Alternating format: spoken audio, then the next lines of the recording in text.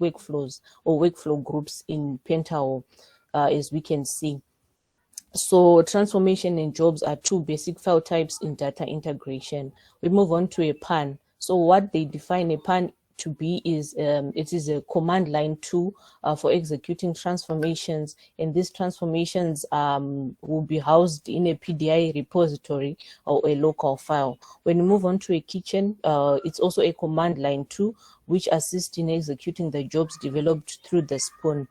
The Kate, as we can see, it's simply a web server that allows the execution of transformations to happen in the jobs by setting up a remote environment. So from this discussion, we can then see or allude to the fact that the most important component in PDI is a Spoon, whereby we are saying that all these components are widely used for smooth end-to-end and hassle-free data integration, according to that publication.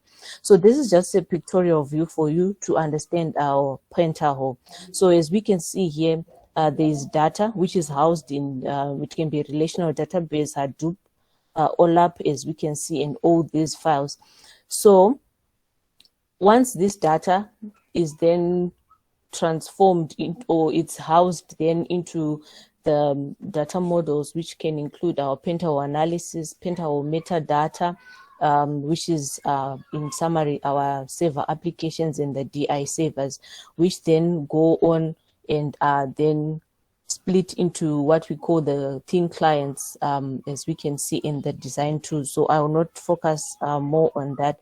But in summary, we can see from that diagram that data is the biggest advantage. One of the biggest advantages of Pentaho, its capability, is that it then integrates the multiple data sources seamlessly, be it's structured or it's unstructured data, as we can see. So in fact, Pentaho data integration supports 44 open sources and proprietary databases, flat file spreadsheets, you name it, which is a plus for Pentaho. And so the server applications are housed in two, as we can see, business analytics, BA server, data integration, which is the DI server as well. So we've got two types of server applications in the two. So this is a drill down of the capabilities that are also embedded in Pentaho, as we can see. For the sake of our time, I will not drill down into that. But if you have sight of this presentation, it will actually assist you to understand more. So linking this to our life cycle, we see that it is a very important and fundamental aspect, as we can see, because, you know, the two assist us in all these steps that are included in our cycle, starting from data preparation to data visualization, data discovery as we go. So yes, it becomes a handy tool that organization can consider. So this is just some steps that we took from the system, where it's just a simple demonstration of how it's done. So I will then, maybe for the sake of our time, I will skip this part as we'll see it in our video.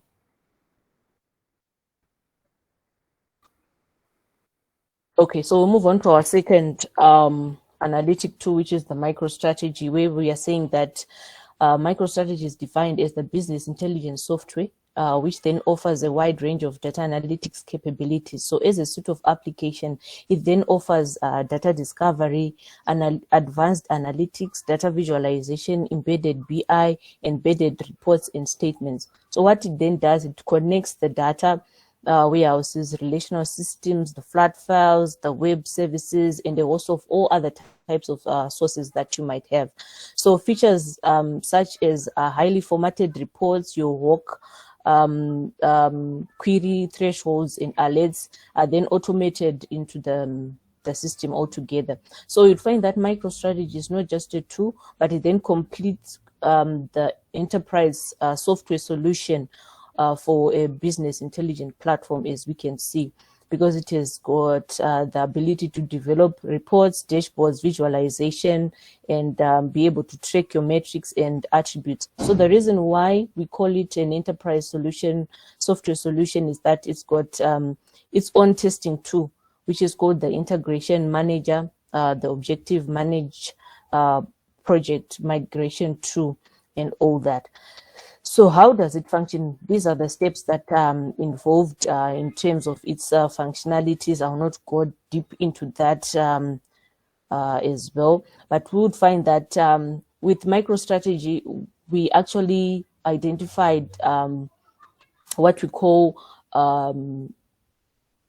stakeholders or staff that are very critical for that software to run. So we've got your MicroStrategy report or dashboard developer. So what's the role of this individual? So the main objective here is to say it will be around building reports, documentation from both the website and the desktop side of things, and along with getting connection to any various data sources. So that's the main role of this individual. We move on to the MicroStrategy admin. So what's their role?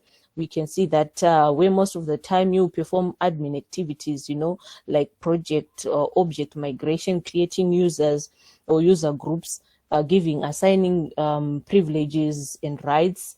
So we've got our admin there doing that for us. Then the architect, when we will be dealing with data warehousing, schema creation, etc., you'd find that this role becomes handy in order for us to achieve our objectives. Then what we are calling the MicroStrategy SDK developer. The main role there is to just enhance the software itself with other technologies that are embedded in it. You name it, Java, JavaScript, Angular, HTML, CSS, as we can see. So on MicroStrategy, it has got its own capabilities, which I'll not drill down into. There's got the visual insight, drilling potential, centralized reporting, report responsiveness, analytic processing, accessibility, and what we're calling SDK.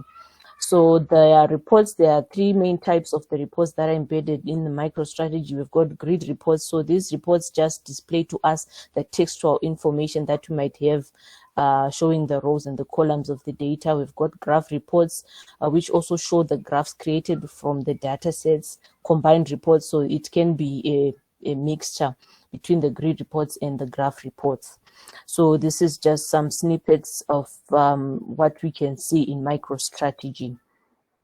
And I think I can just focus on this one. The last aspect of MicroStrategy, its ability to enhance predictive analytics, where we are saying that MicroStrategy has data mining services, which then allow users to import the model itself and the language from third-party data mining tools and all that. So it has got that capability which organization can make use of.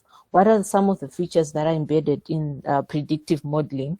We find that there is built-in data mining functions. As we can see, there's data mining integration using PMML, user scalability and data scalability. So at this point, I will move on to our video. This is a video on Pentaho.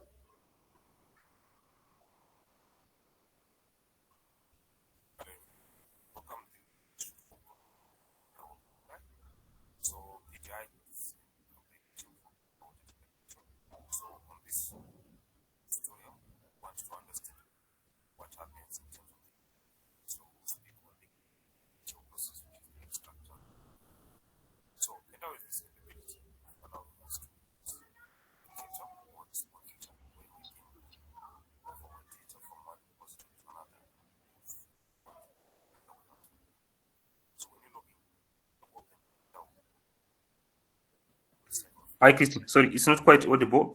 I can beam it from this end? Okay, sure.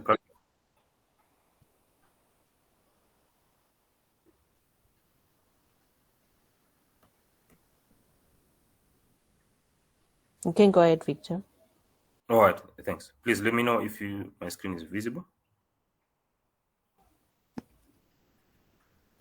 Yes. All right, thanks. So I think as Christine has mentioned, in terms of Pentaho, I won't dwell much on the data integration. I think we'll take more time on the analytics platform. But Pentaho has got a lot of capabilities when it comes to both data integration as well as data analytics. So on our, what we're trying to show is the first steps where how we can get our data utilizing the functionality of the ETL capabilities in Pentaho. So when you open a Pentaho, you can download it, set up the environmental variables, then you can run the Spoon. So for this part, I'll be using the Spoon because of it is with a graphical user interface compared to the panel, the kitchen, which uses command line.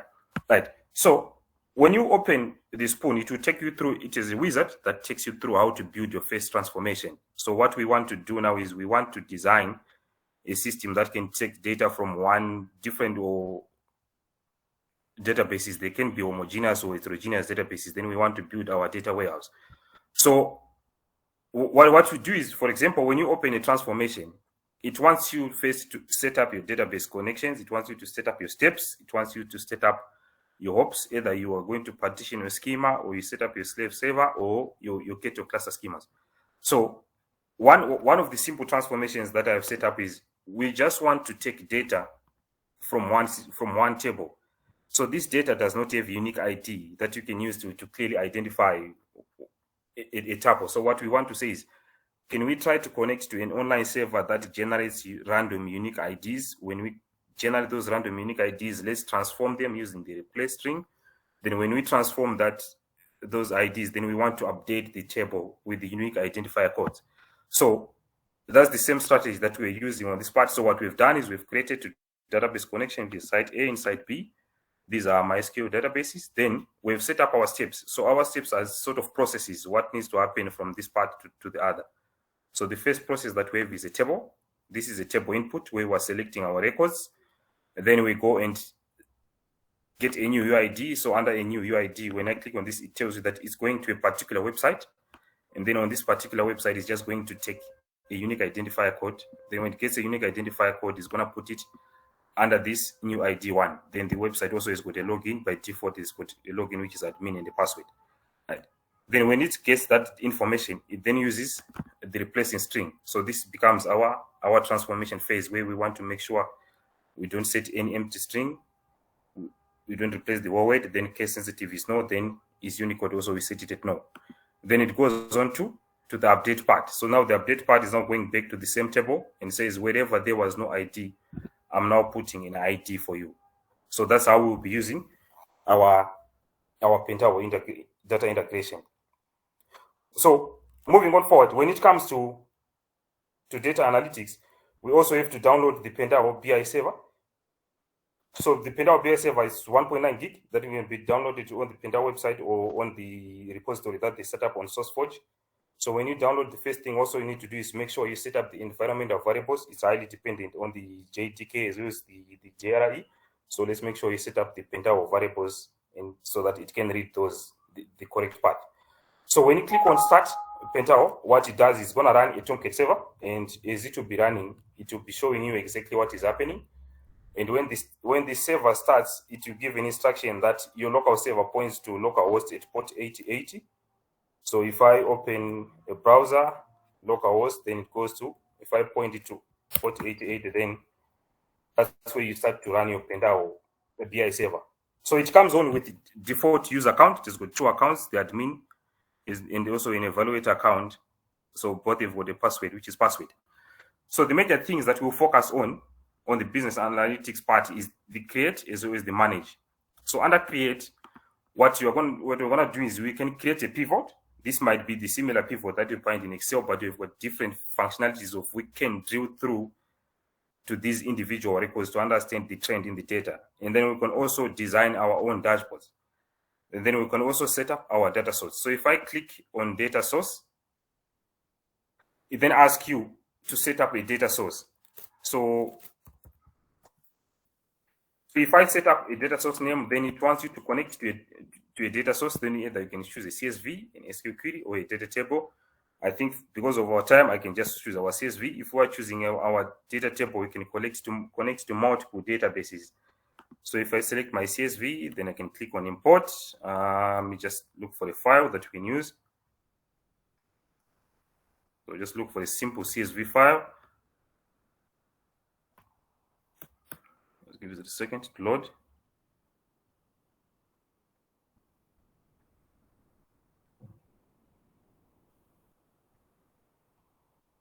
All right, so at PS4 games, so I can look at this file. Then it sets up a fake path where it's reading the CSV.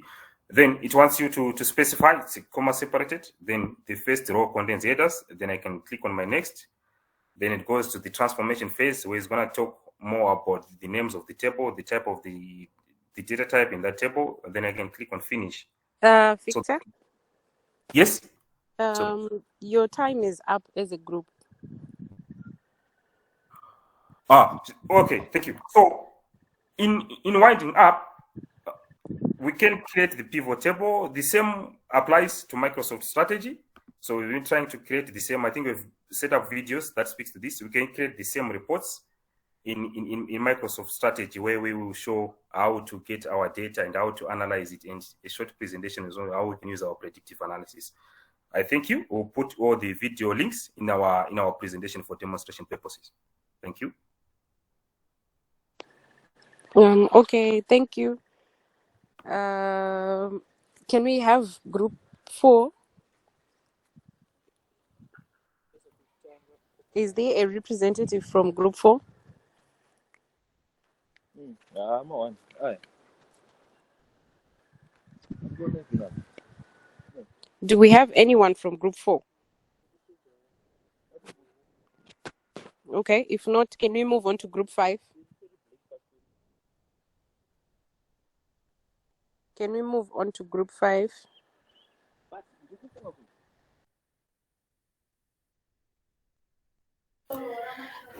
Yes, good morning.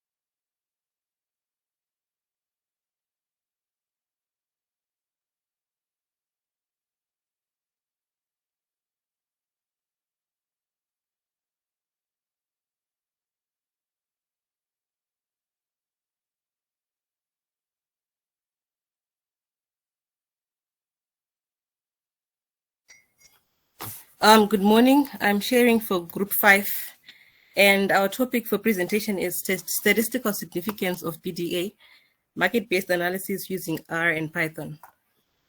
So market basket analysis is one of the key techniques used by large retailers to uncover associations between items. It works by looking for combinations of items that occur together frequently in transactions. And to put it another way, it allows retailers to identify relationships between the items that people buy. So this technique is famous in the retail industry, but can be applied to any field or profession. It can be used to improve decision-making in a wide variety of applications, such as medical diagnosis, GIS, relational database, large database, and distributed database, for example. So there are 3 measures that are used to calculate the relationship between goods in market-based analysis. So first we have support, which refers to the default popularity of an item and can be calculated by finding number of transactions containing a particular item divided by total number of transactions. So support for item B, for example, can be calculated as transaction containing B over total transactions. For instance, if out of 1,000 transactions, 100 transactions contain pasta, then the support for item pasta can be calculated as transaction containing pasta over total transactions. So in this case, it will be 100 over 1,000, which is equal to 10%. Then we have confidence. Confidence refers to the likelihood that an item B is also bought if item A is bought. It can be calculated by finding the number of transactions where A and B are bought together, divided by the total number of transactions where A is bought. So mathematically, it can be represented as transactions containing A and B over transactions containing A. So if in 50 transactions, pasta and escalope were bought together, while in 150 transactions, pasta is bought. So confidence of pasta with escalope is equal to transactions containing both pasta and escalope over transactions containing pasta. So the confidence of pasta with escalope is 50 over 100, which is 33%. So the overall measure is lift, which involves both confidence and support, which is calculated in the above slides. So it refers to the increase in the ratio of sale of B when A is sold. So lift can be calculated by dividing confidence by confidence of A and B divided by the support of B. So mathematically, it can be represented as lift of A when B is sold is equal to confidence of A and B over support of B. So lift in the example of pasta with escalope is 33.3% of the confidence divided by the 10, which is the support, we get 3.33. So lift basically tells us that the likelihood of buying pasta and escalope together is 3.33 times more likelihood, 3.33 times more than the likelihood of just buying escalopes. So a lift of 1 means there is no association between products A and B. A lift of greater than 1 means products A and B are more likely to be bought together. Finally, lift of less than 1 refers to the case where the two products are unlikely to be bought together. So my colleague Tawanda is going to walk us through the practical demonstration using Python.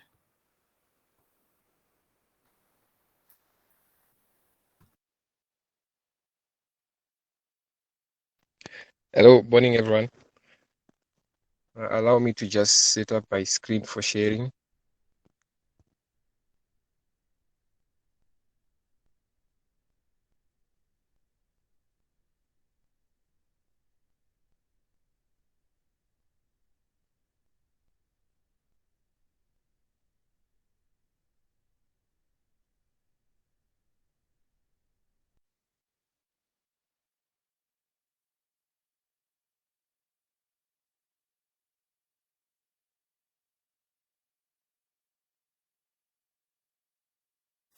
It seems my colleague is having network issues, so I'll play the video demonstrating the Python demonstration.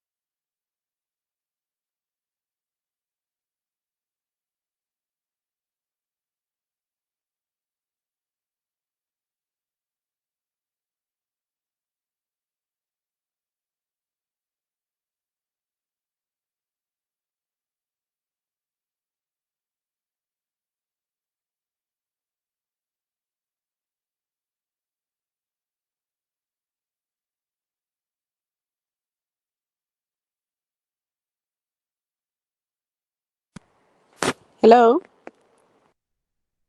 Hello, I'm sorry, I'm having technical issues. I'm trying to play the video. Okay.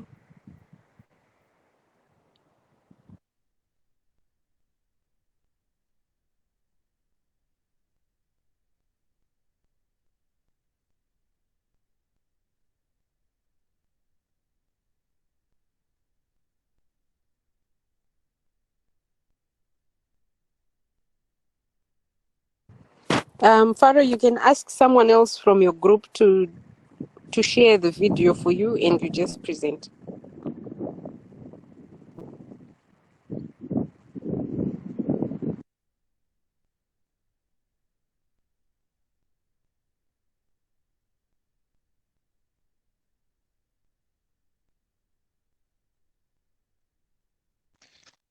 Hello, ma'am. Hi, Tawanda. Yes, I was supposed to do the practical, but I'm also failing to share my screen. So I'm just trying to get it set up. I'm supposed to go through the practical. Okay. While you try to do that, can we just move on to group 6?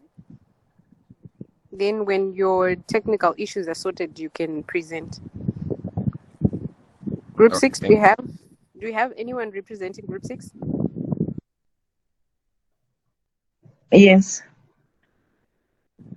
Sure. Can you go ahead? Okay.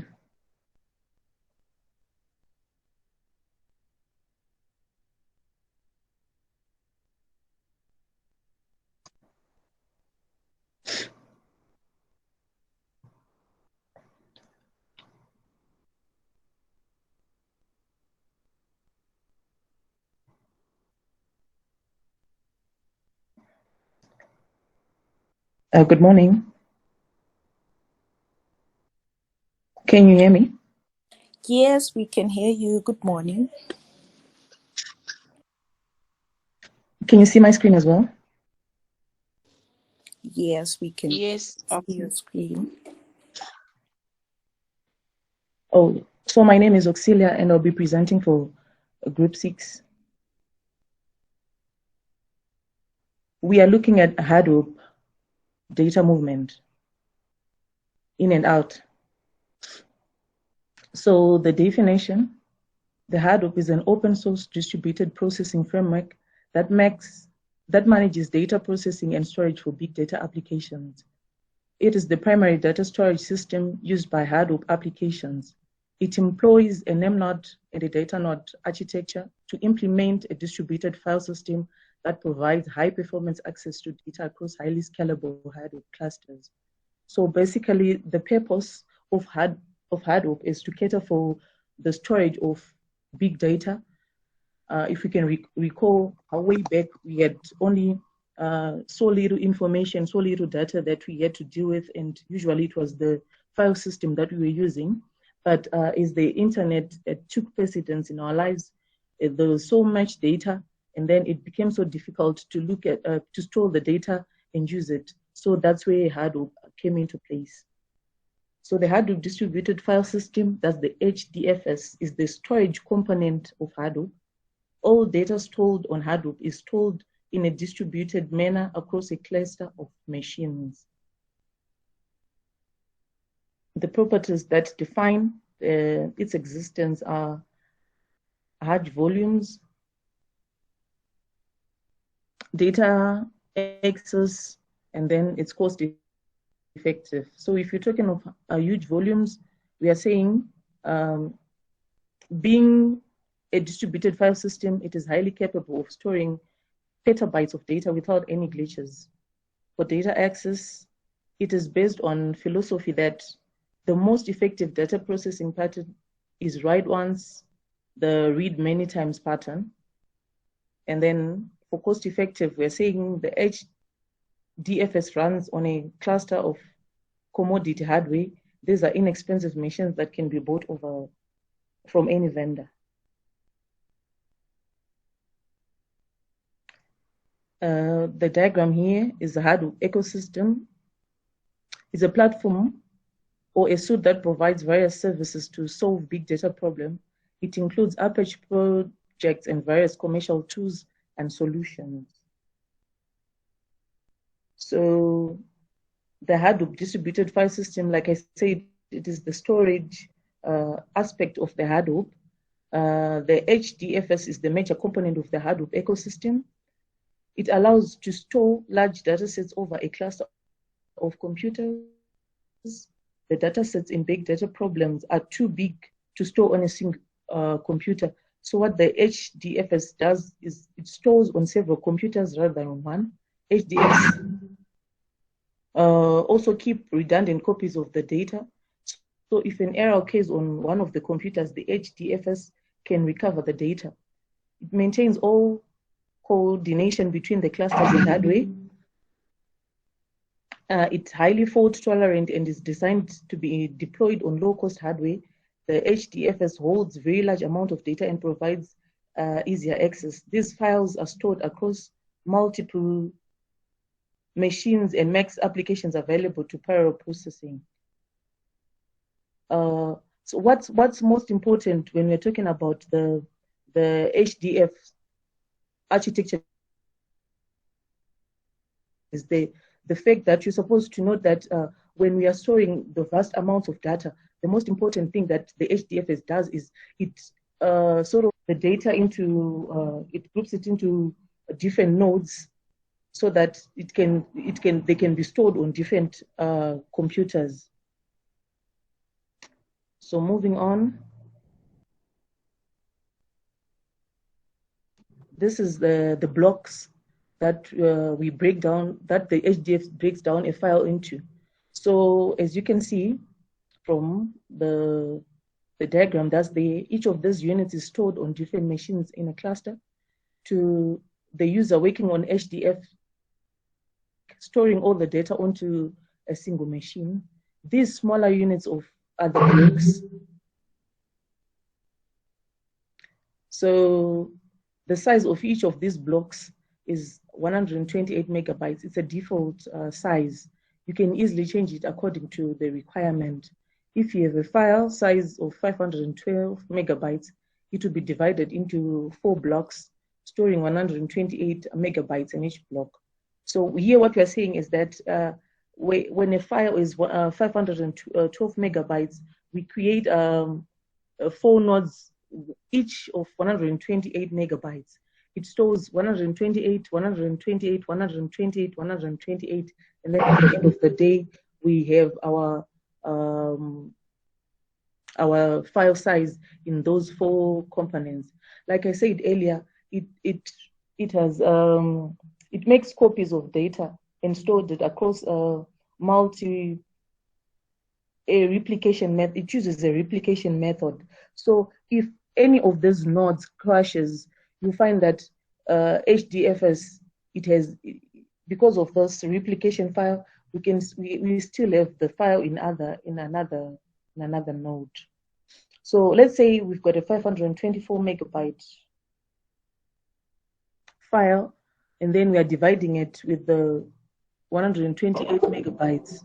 You will notice that we will need 5 nodes in this case, and then we have the 128 for the 4 files, and then the remaining 12 megabytes will be in another block that will be created.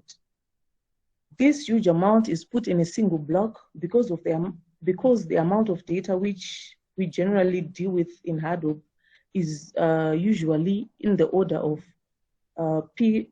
petabytes or higher. Therefore, if we create blocks of smaller size, we would end up with a colossal number of blocks. This would mean we would have to deal with equally large metadata regarding the location. Auxilia, you have Which 8 minutes remaining. Create a lot of overhead, and we don't really want that. So what we are saying here is the importance of like dealing with the size of our data. So that's some of the information that we have on the HDFS. That's the storage aspect of the Hadoop. Then looking at racks and data blocks of the HDFs, we have rake 1. It has 4 data nodes, and so do rake 2 and 3. That's in total, the entire Hadoop cluster will consist of all the 3 rakes, and there will be 12 data nodes.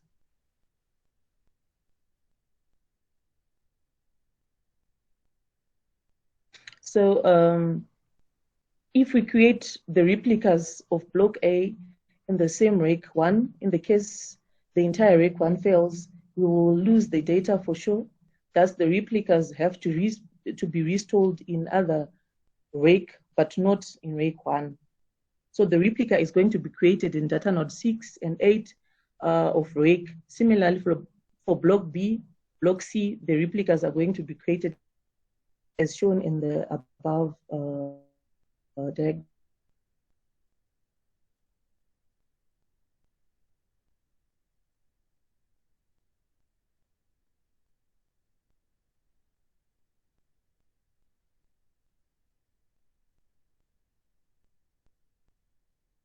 How much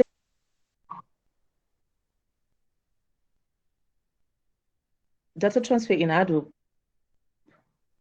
That's the load receives file in batch or in Vim. Auxilia, you have 5 minutes remaining.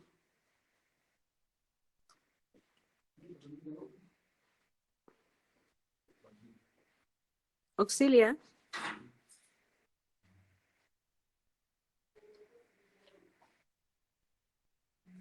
And transforms data to Auxilia?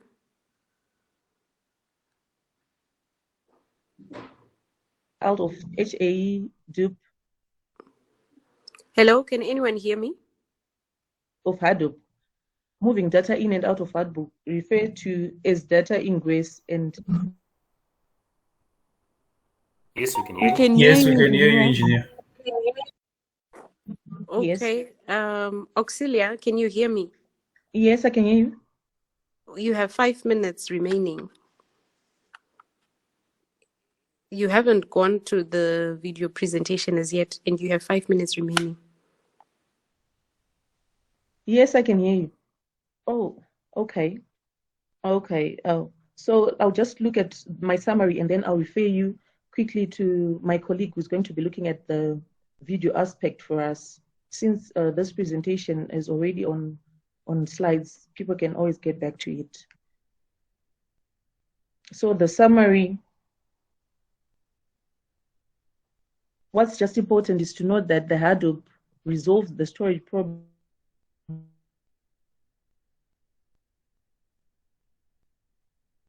of big data.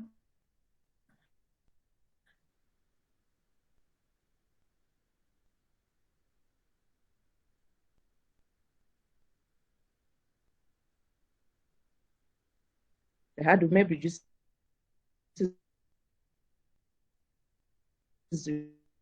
resolves the issues related to the processing of the big data. The name node is the master.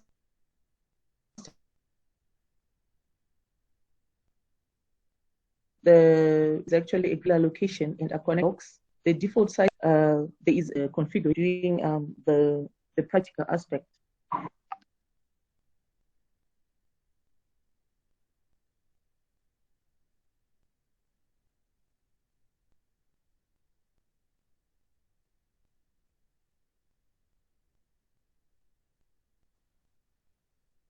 We've got a beautiful network issue there.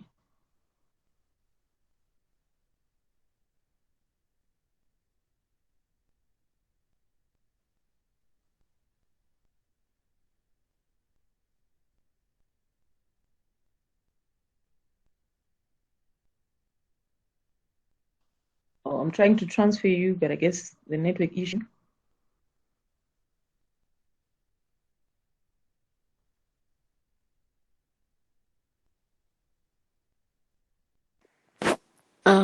Okay. Group 3 was having a challenge trying to share their slide. Are you prepared now? So, engineer, group 3 presented already on Pentaho and MicroStrategy. Okay. It's group 4 then. Group 4. Is it group 4 or group? The other group that was having a challenge trying to present their video. 5. It's group 5. Group 5. Have you sorted out your technical issues?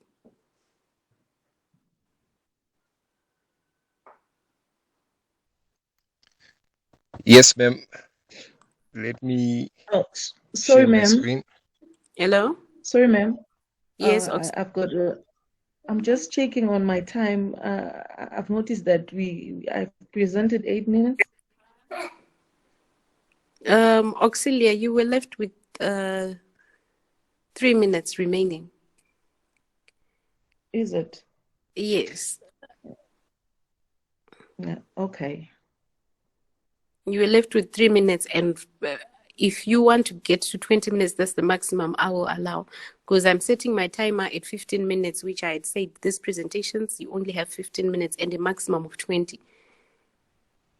Okay, like so I was left with 3 minutes to get to 15 minutes, right? Yes. So is that okay if for the 8 minutes to get to 20 when my colleague gets their screen okay to present the practical aspect? Yes, if you have sorted your technical issues, you can then present the practical. Okay, thank you. So we'll get back to you as soon as we are sorted. Okay. For everyone else, please just make sure that you share the video with everyone else in the group, so that if you're having technical challenges trying to share the screen, someone else can share it for you and you can just present. That way we won't waste a lot of time trying to fix technical issues. Group 5, I think you said you're prepared. You can go ahead and do your demonstration.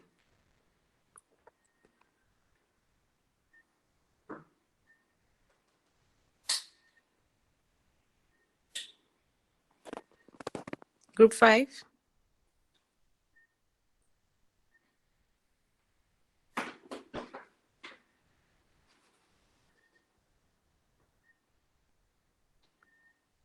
Group 4, do we now have group 4?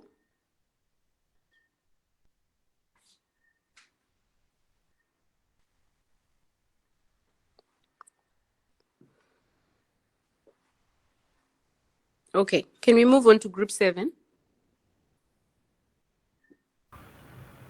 Okay, good day, ma'am. It's Takunda, and I'm representing Group 7. Okay, go ahead. Okay, thank you. Okay, so it's Group 7. We were tasked to do the NoSQL databases, and we were asked to do much in the MongoDBs. So the NoSQL database are non-relational databases. NoSQL database is also known as not only SQL and non-tabular databases and store data differently than relational databases. NoSQL databases have got the ability to store a huge amount of unstructured data. Okay, so I'm rushing through on the presentation, on the theory presentation, and go on the practical presentation. So the features of NoSQL databases, they are flexible schemas, there's horizontal scaling, they are fast queries, they are easy use for developers. And the types of NoSQL databases, they are document databases, the key value databases, the white column databases.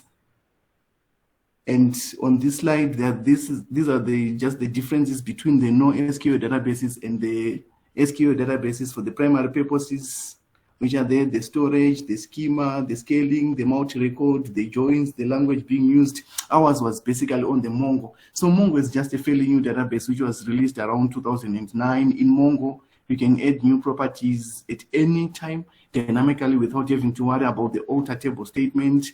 However, the type enforcement must be carefully handled by the application code to avoid large conditional blocks to handle heterogeneous documents in the same collection. Moving on another slide, this is just an example of how the Mongo databases get into you put data into the Mongo databases. So the next session, the next part, I'm going to do the practical presentation where I'm going to click a video which we presented as a group. And I'm representing Group 7, where we're tasked to do NoSQL databases and to do much in the MongoDBs. MongoDB was first introduced in 2009, and Mongo is a document-oriented database, and one of them NoSQL database, that is a non-relational database. In Mongo, you can add new properties at any time dynamically without having to worry about the alter table statements. So for us to use the MongoDBs, we first have to install Mongo on our machines. After we install Mongo on our machines, there are two ways which we can use it Mongo through. We can use it through the Mongo canvas, or we can use it through the black screen or the command prompt window. So firstly, I'm just going to talk briefly on the black screen and then just rush to the canvas. So the DBSH, you type CMD and press enter. There is the computer which we are using, computer name, that's Dakunda, and we write Mongo, we type Mongo, then we hit enter. After that, this is what the shell of Mongo looks like. So basically, we want to show, to view the databases which are in Mongo. So we use show DBS, terminate. Right. As you can see, there are 4 databases which are in there: admin, config, local, and Notion. Notion was just a database which I created when I was just doing some practice on this presentation. But basically, Mongo comes with 3 databases, which is the admin, config, local, and username. So we want to delete the Notion password, the Notion database, and we will recreate it for learning purposes. So for us to delete a database in Mongo, we first have to pick to use it. So we say use the database, which is use Notion. Okay, this time I'm not going to terminate. I just want us to notice something. As you can see, switched to Notion. As you can notice, after the show DBS, I terminated, and after Notion, I did not terminate it, and it did not give any error, which means that's one also advantage of it. It's flexible. You can just switch it any way you want. So we are now using database Notion. Now we want to delete the database Notion. We use db.drop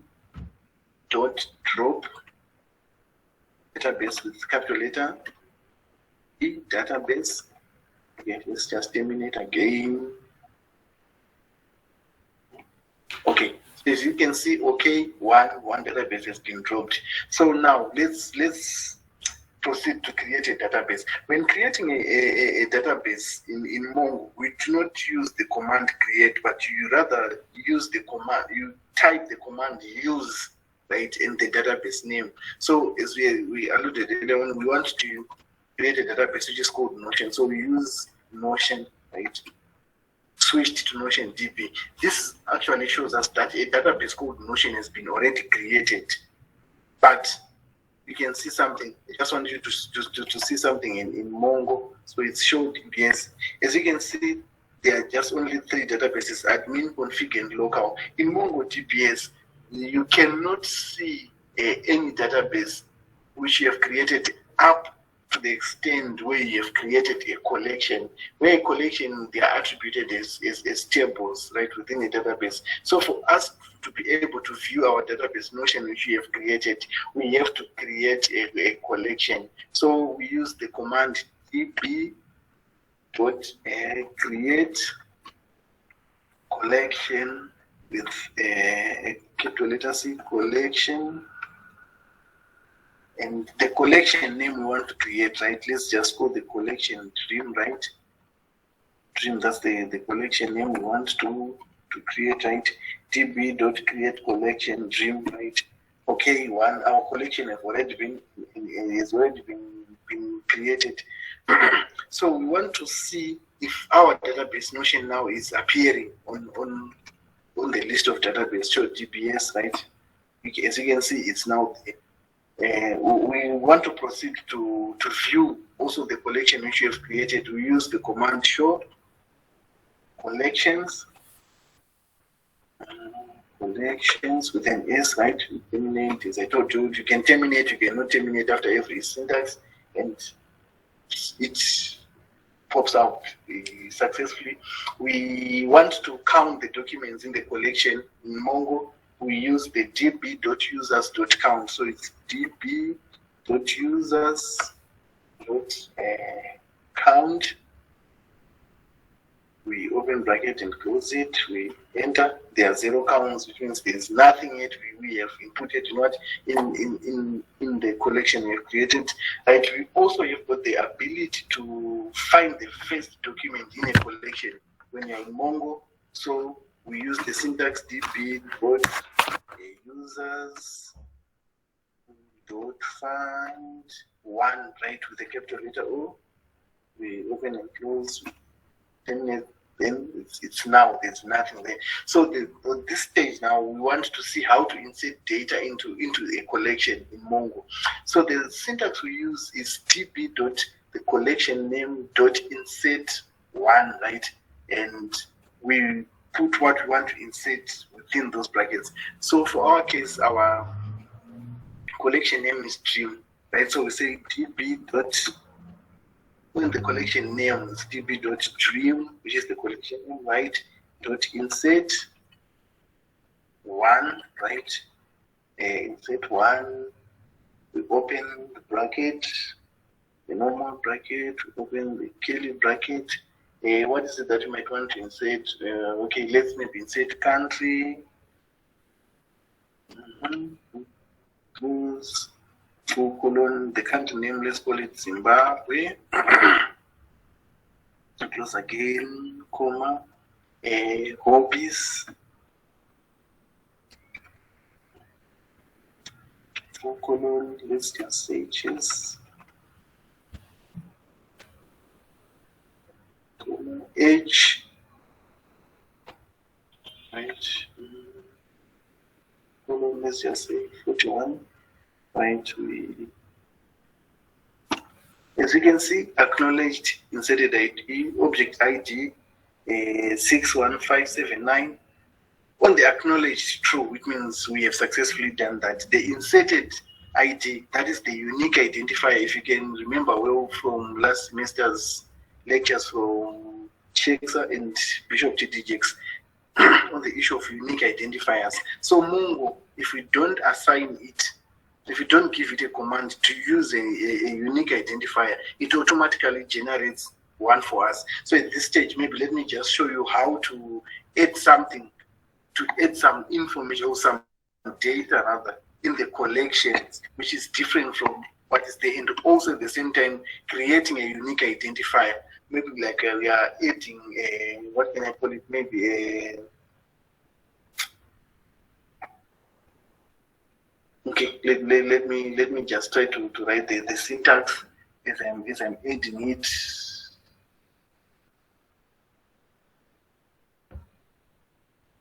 It's db dot dream dot insert one. We are introducing a unique identifier. To add a unique identifier, it's underscore ID to comma country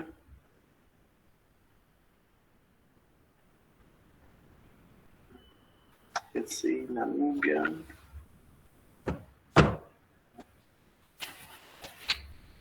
comma hobbies, say okay.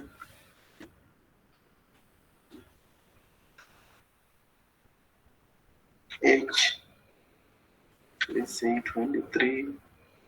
At this stage, I'm now adding something new which I had not added in the first collection, right? Let's just try to add awards.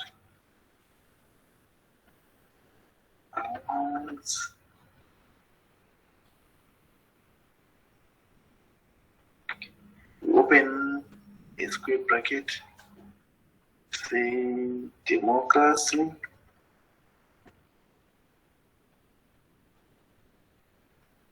We say another word which doesn't important spot.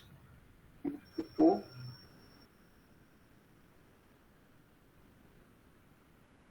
Close that.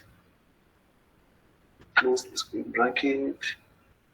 Close the curly bracket and close the small bracket. Okay. And it's showing that there's an error. Okay.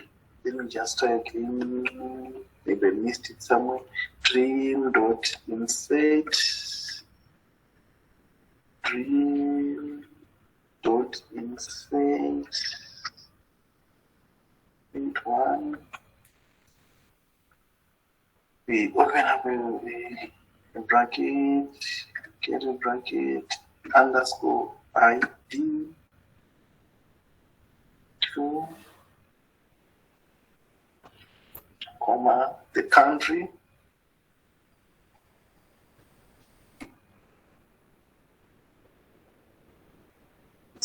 Namibia,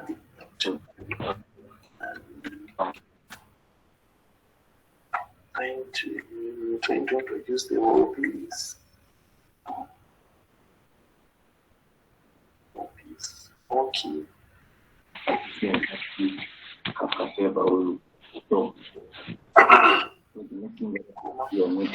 Where instead of a comma, I put the full colon on edge. That's where my errors come from. So just take note of study. Sorry, maybe Mfaro, can you mute your mic? Yes. Edge. Hi, Mfaro. Okay, sorry. Mfaro, can you mute your mic?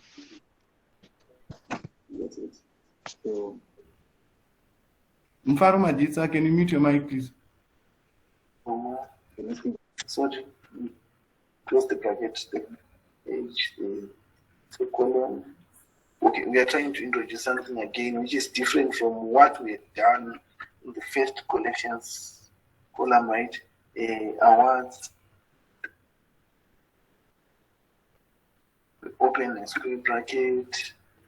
No, sir, you have about 2 minutes remaining. Sorry, engineer. Sorry, ma'am. You have about a minute remaining. A minute remaining. Okay, sure. Let me just rush through on it. Okay, but basically the other part we're just trying to introduce the how to do it using the canvas. Okay, maybe I can as well share the video with others. It's just the last part here. I'm about to finish it. So if possible, I will just share it with the others. And also I might try to introduce the screenshots on the other steps on the Word, pasted on Word document, if it's okay with you. That's okay, no problem. When you submit after this session, be sure to submit the link to the video as well. It's fine, engineer. Thanks so much. Hey, sorry, ma'am. Okay.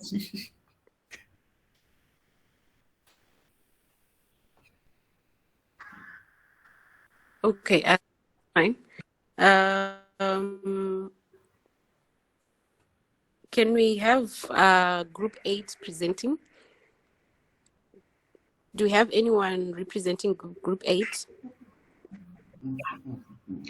Yes, ma'am. How are you, engineer, and how are you, colleagues?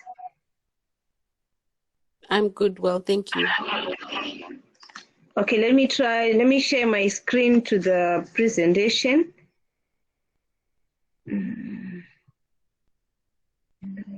Screen.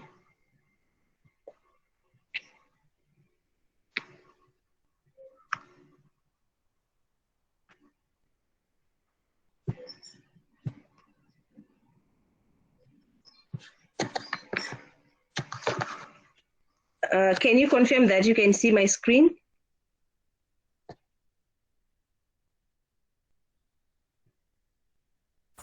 Yes, you can Hello, see. can you see? Okay, thank you. So as Group 8, you were assigned to work on the zookeeper, and to have maybe just a glimpse of what the zookeeper is. We tried to work on the Hadoop ecosystem, which shows a collection of applications which are used within the Hadoop ecosystem. And we find that the zookeeper is used there as used for coordination within it. So it coordinates all the applications or all the services which are done within the Hadoop ecosystem. So from what you can see on this first slide, we see that all the various applications, they perform different activities within the Hadoop ecosystem, and the zookeeper is the one which manages the coordination within the Hadoop ecosystem. So now what is it? What is the Zookeeper? It is a distributed coordination service which manages large sets of hosts and enables synchronization across a cluster. As we find that from the HDFA is that there are clusters of hardware within their Hadoop ecosystem. So it is the Zookeeper which manages the synchronization and coordination of all those clusters. It also solves the issue, or it solves all those using it's a simple architecture of application interfaces. And the main goal is to make the systems management easier as it improves the reliability and the propagation of changes. And the common services of the Zookeeper, it is the naming and the configuration, cluster management, leader election, locking and synchronization service, and it's it's for data registry as well. The benefits of the Zookeeper, these include synchronization, scalability, its reliability, its atomicity, timeliness, and serialization, because it makes sure that because of its naming component, it makes sure that there are serial numbers for each and every node. And then the benefits of the Zookeeper, those are the synchronization that we have mentioned before. Serialization, atomicity. On atomicity, you find that on data transfer, it has to make sure that each request is either a success or it's a failure. So there are no partial jobs which are in between, and it makes sure that there is all the tasks are done up to the end. And whenever there's a failure, then possible actions has to be done to make sure that everything is well executed. And then the architecture of the Zookeeper, we find that there is a Zookeeper ensemble, which consists of the leader saver and the follower saver. And there is outside the ensemble, there are clients. These are all the clusters which are sending information to the servers. And then to explain the components, to find that the client represents the nodes in a distributed application server which access information from the server, and the server is one of the nodes in the Zookeeper ensemble which provides services to the clients. And as an ensemble is a group of Zookeeper servers which should have a minimum of 3 servers, where there's one leader and at least 2 followers. And then we have the hierarchical namespace, where we find that a Zookeeper node is referred to as the Z node, and every Z node is identified by a name and separated by a sequence of path, which is a /. And the config namespace, from what you can see on the diagram, there is a config namespace and a worker namespace. So a config namespace is used for centralized configuration management, and the worker namespace is used for naming, because each and every node should be distinctively identified. And then the next thing, we find that we have 3 types of Z nodes, and this is a persistent node. A persistent node is alive even if the client is down, and all Z nodes are persistent unless otherwise they are specified. Then there are ephemeral Z nodes, which are only active up until the client is active. If the client goes down, the ephemeral node goes down. And we have the sequential node, which can be either persistent or ephemeral. And when a new Z node is created as a sequential node, then the Zookeeper sets the path of the Z node by attaching a 10-digit sequence number to the original name. And the worker flow for the Zookeeper, we find that work starts from the client, which sends a request, a write or read request to the leader server. And it is the leader server which now distributes the request to its followers. And that is where all the atomicity and the atomic broadcasts are done. And within these servers, which we now find in our ensemble, which we talked about before, that's where there is replication of my databases and the atomic broadcast of any request. So at this point, if a request is successful, then the leader server will send the message back to the client. If it is not successful, then there will not be any message back to the leader from the follower. And then to explain what the components here, I think I can go to the leader. A leader is a Zeno data which is responsible for processing write requests. The follower, they receive requests from the clients and forward them to the leader Z-node.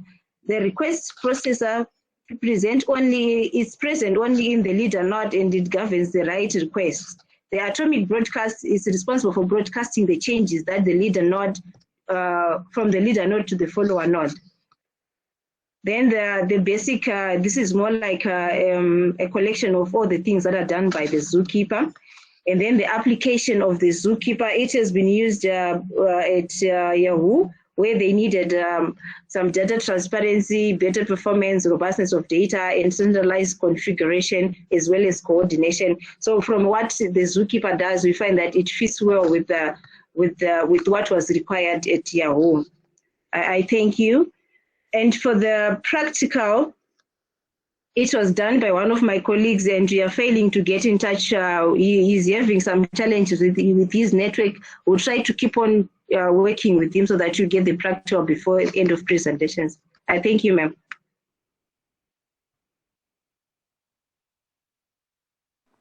Okay, thank you. Sorry, I did not get that.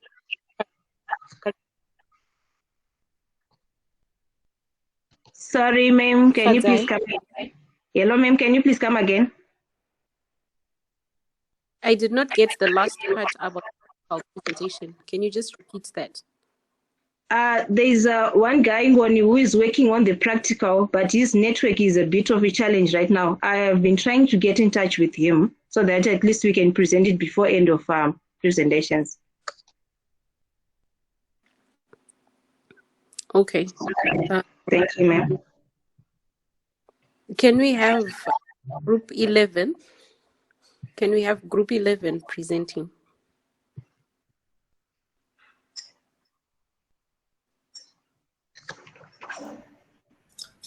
Morning. Hello. Yes, good morning. My name is Kim from Congo. I'm representing.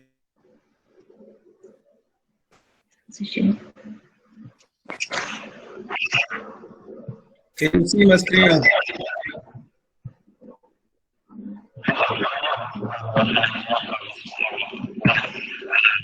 Yes, we can. Father, may you mute your mic? Okay, we're presenting on MapReduce. So MapReduce is a programming model for writing application that can process big data in parallel on multiple nodes. It provides analytical capabilities for analyzing huge volumes of complex data. MapReduce is which performs filtering and sorting, and reduce method, which performs a summary operations. The MapReduce system orchestrates the processing by marshalling the distributed servers, running the various tasks in parallel, managing all communication and data transfers between the various parts of the system, and providing for redundant and fault tolerance. So MapReduce, it's an open source implementation, and it's written in many programming languages, e.g. Java.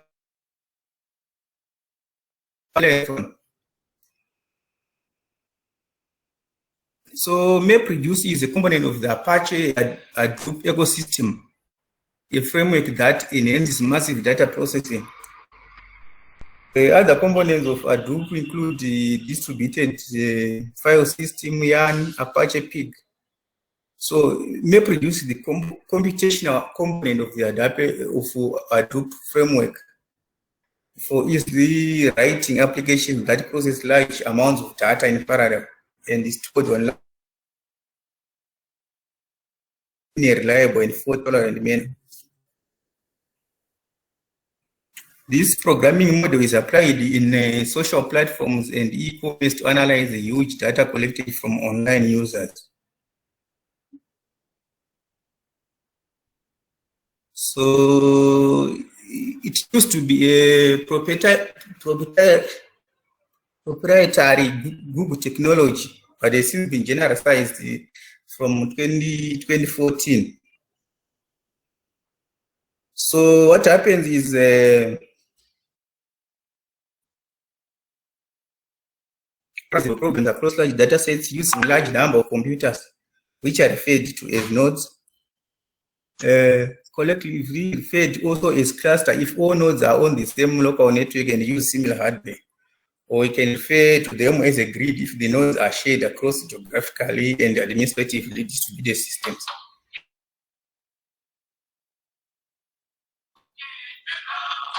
Processing can occur on data stored either in a file system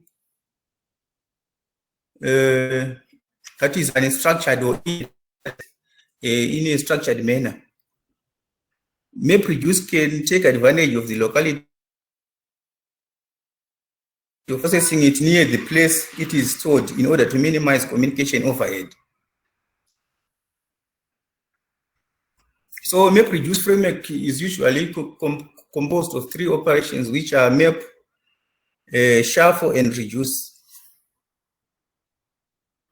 The map function, each worker node applies the map function to the local data and writes the output to the temporary storage. A master node ensures that only one copy of the redundant input data is processed.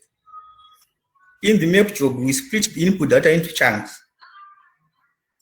The map, it takes a set of data and converts it into another set of data where individual elements are broken down into tuples.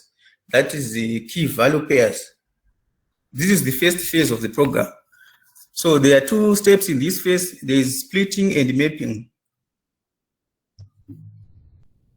The data set is split into equal units called chunks. That is unit splits in the splitting stage.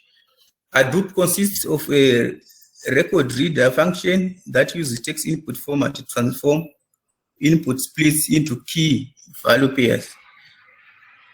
So these key value pairs are used as inputs in the mapping step. This is the only data format that a mapper can read or understand. So the mapping step contains a coding logic that is applied to these data blocks. In this step, the mapper processes key value pairs and produces output of the same form that is key value pairs. The shuffle function,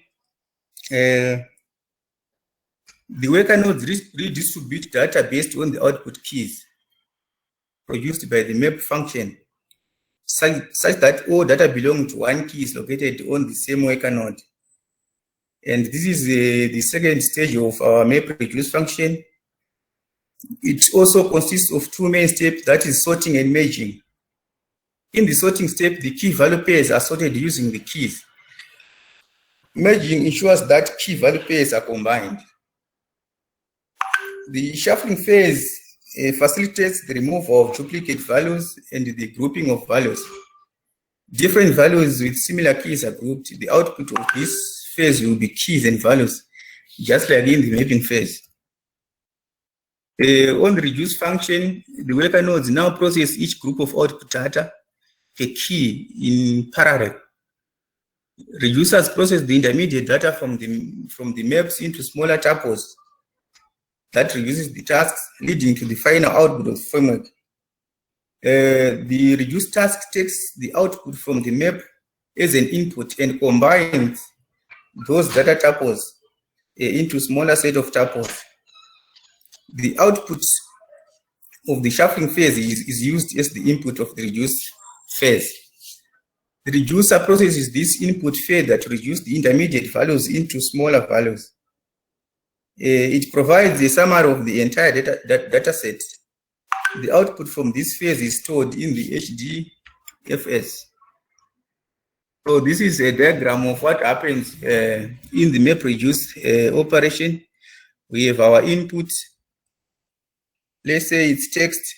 then it's fed into the map function. Then the output from the map function is fed into the reduce function. Then we have our output. But in these two, there are other subsidiary processes that happens under the map and reduce functions. So we can consider this also as a 5-step process, like highlighted here, where we are saying, number one, we prepare the map input.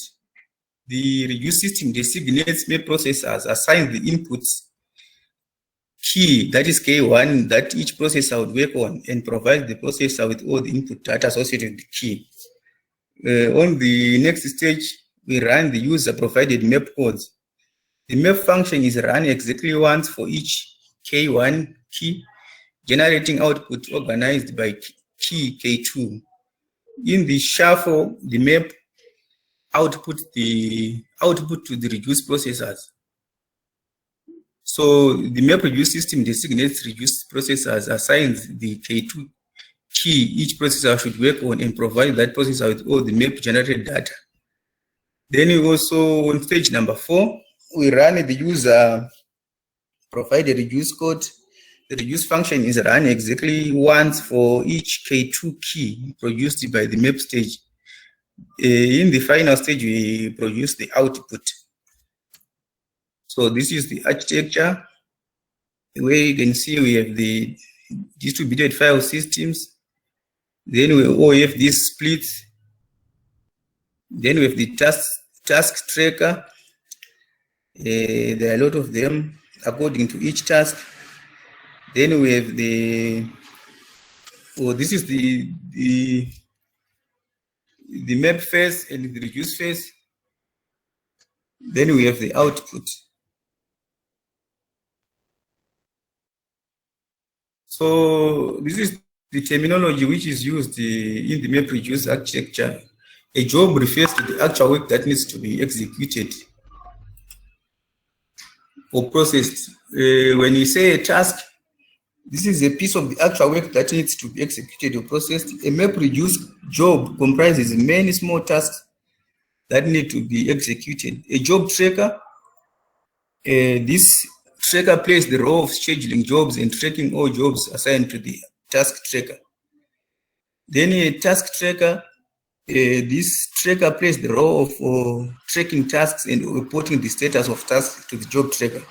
Input data, this is the data used to process in the mapping phase. Output data, this is the result of mapping and reducing.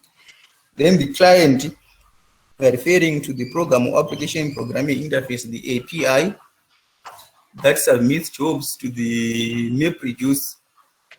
The Hadoop map reduce master, this plays the role of dividing jobs into job parts.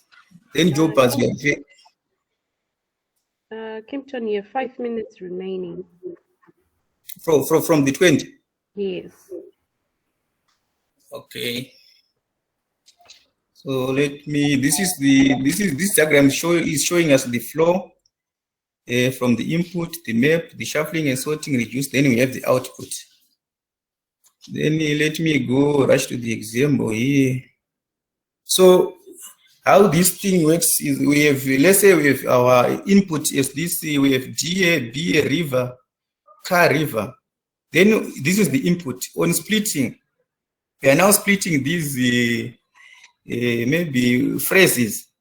Like the first phrase, which is comprised of GA, B, and river, is the K1, V1. Then we have another phrase here, car, river, car, river, and then we have DA, car, and river. Then on the mapping now, we are saying we have how many DS do we have in the K1, V1? We have DA1, BA1, river 1. Then on car, we have 2 cars is highlighted here. This car, the first car, then the second car.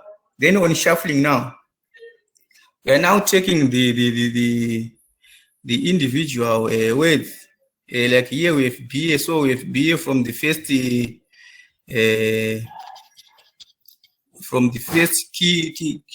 value pair. So as you can see now, we have 2 the DA from the bottom phrase and the first one. Then car, we have 2 cars from the second key value pair and the other one from on the third, so they are now 3. Then on the reducing stage now, we are now giving the frequency of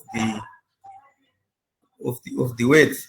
As you can see now, BA we have 2, car we have 3, DA we have 2, river we have 2. Then this is the final result. BA we have 2, car we have 3, DA 2, then river 2. So some practical application of this MapReduce program, we find it in e-commerce, in social networks, and in entertainment. Then for the video presentation, I have a video here.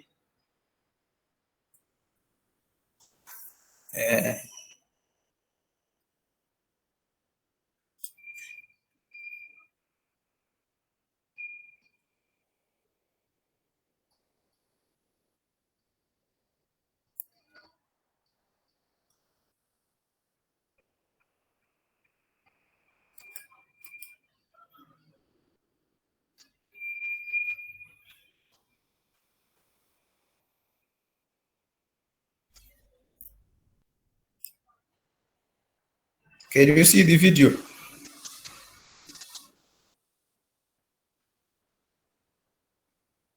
Kimpton, is this a video you prepared or you downloaded off? Yeah, I know we downloaded it from YouTube. Okay, the purpose of the practical presentations is for you to actually do the practical. So I will not be marking this video as your submission for practical mark, unfortunately. So we can still do it. You were supposed to do it, that's the point. And today was the due date. Actually, last week was the due date. Okay.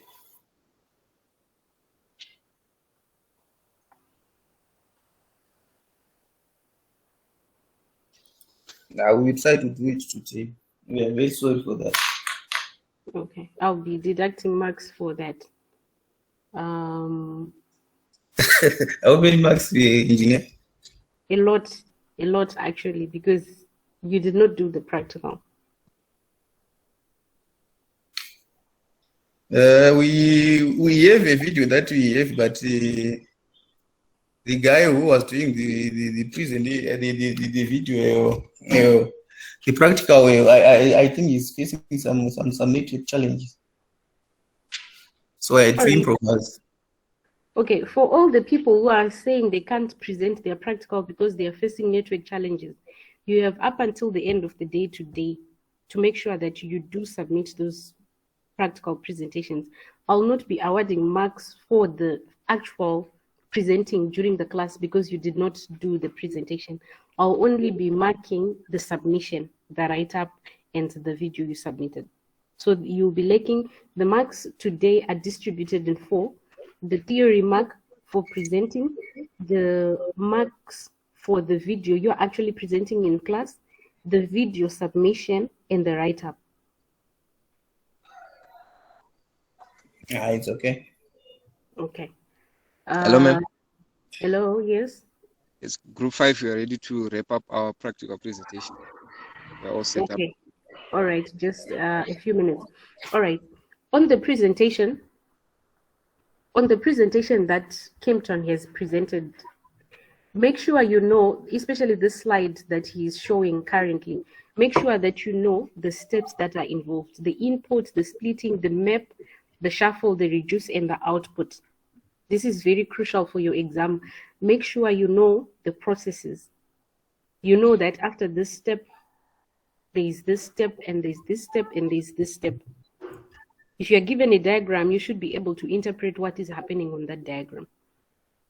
So just make sure you completely understand MapReduce. I think I am now overemphasizing because I already said this during our classes, that you need to make sure that you know MapReduce, and you need to know all steps involved, and you need to at least have an example in your head that you can use to illustrate what MapReduce is.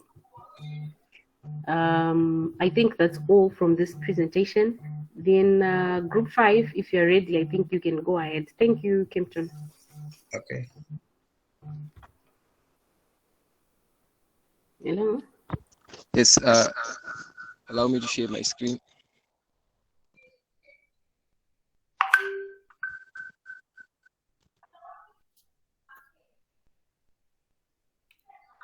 Is it now visible?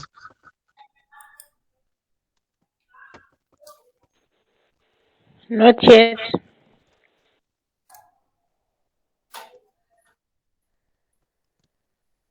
How about now?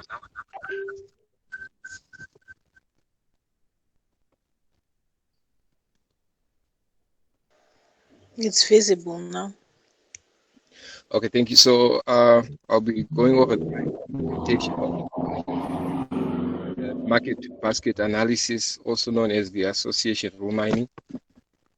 So the first few lines of code, we're just loading our key libraries, and the most important library here is the a priori library, which contains the a priori class. That's the one we are going to use to do all the heavy lifting for mining all the associations. So this doesn't come pre-installed. You need to install it using this command that I've commented out.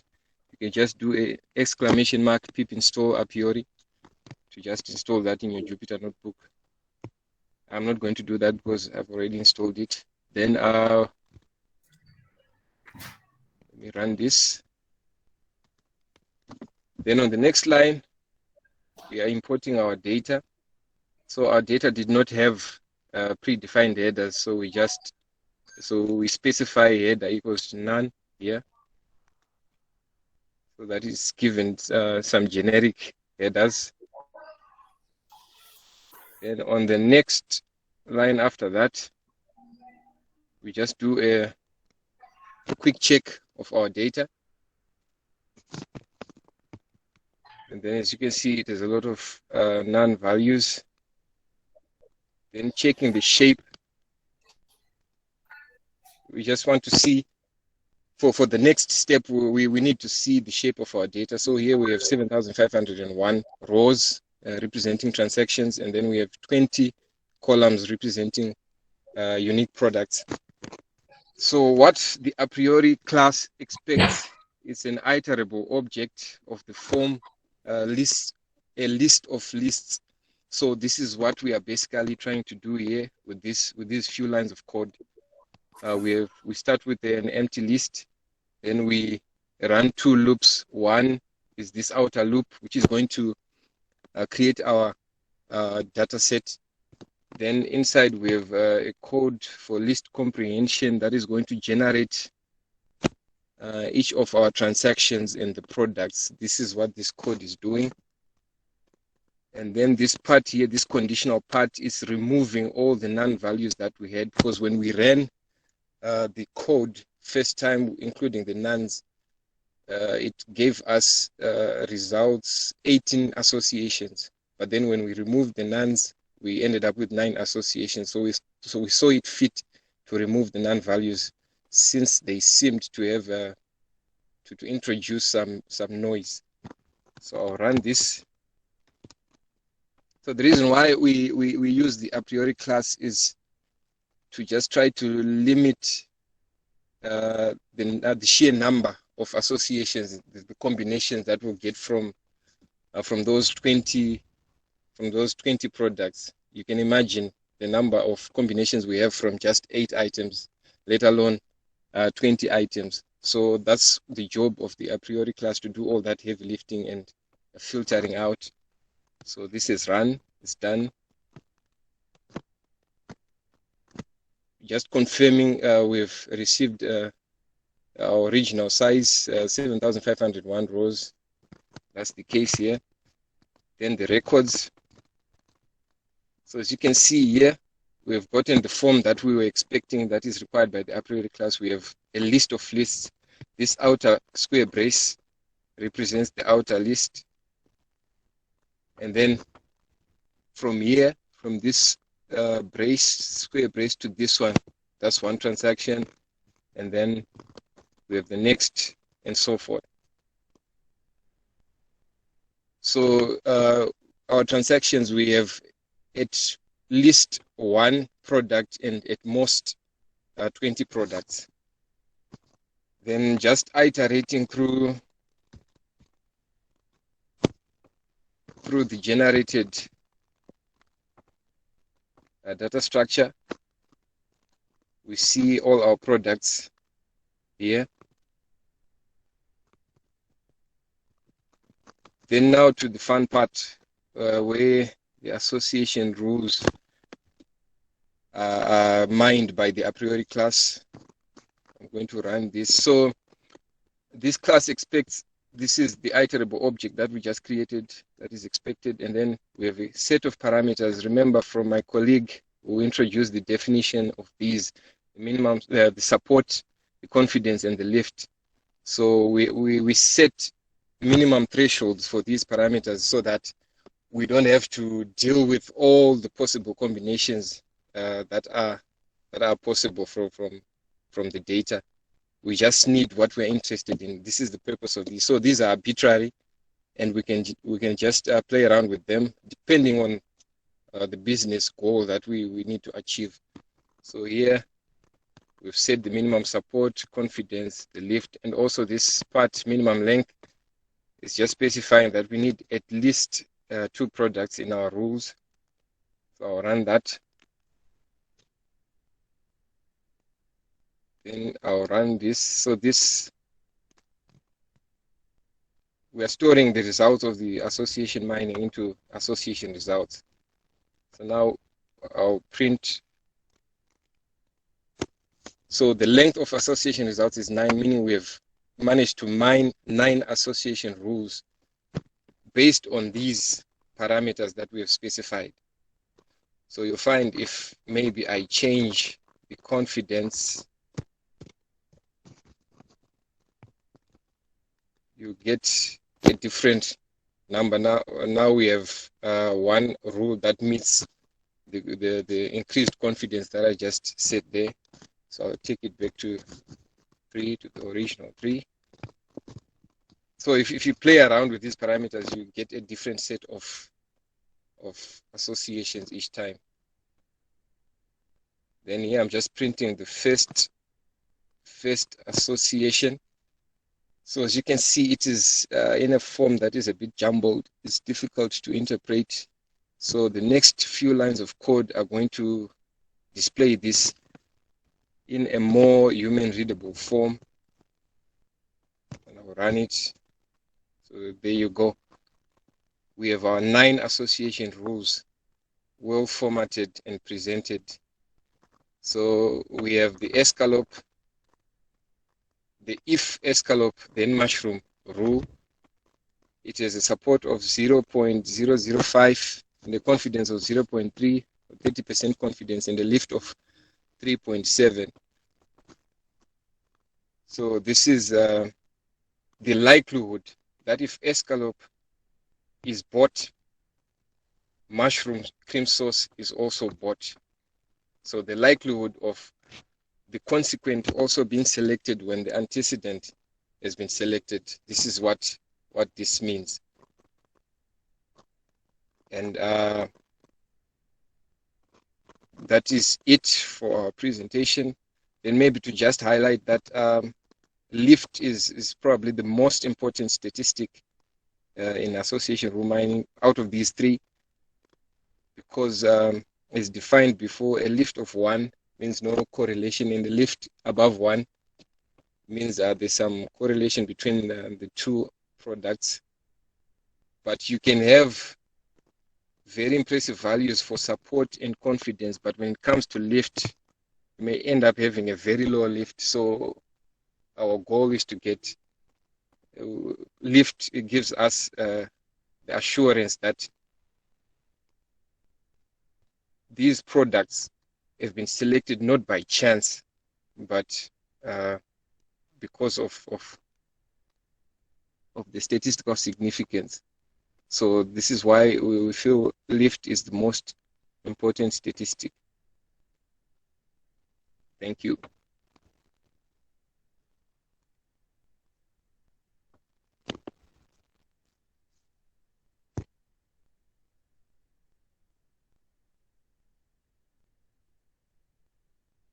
Well, we also have a video that we'll share that has a more detailed explanation. Thank you. That's it for group 5. Okay, thank you, Tawanda.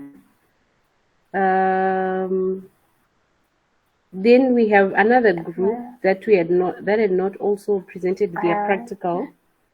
That is group.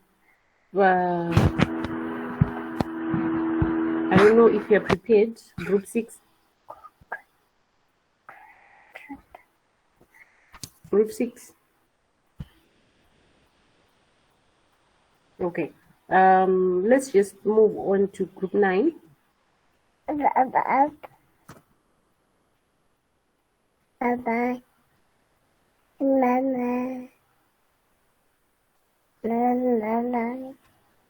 Can you move on to group 9? Do we have a representative from group 9? Yeah, I'm here. You can allow me to share the screen. Sure, go ahead. That's okay. Thank you.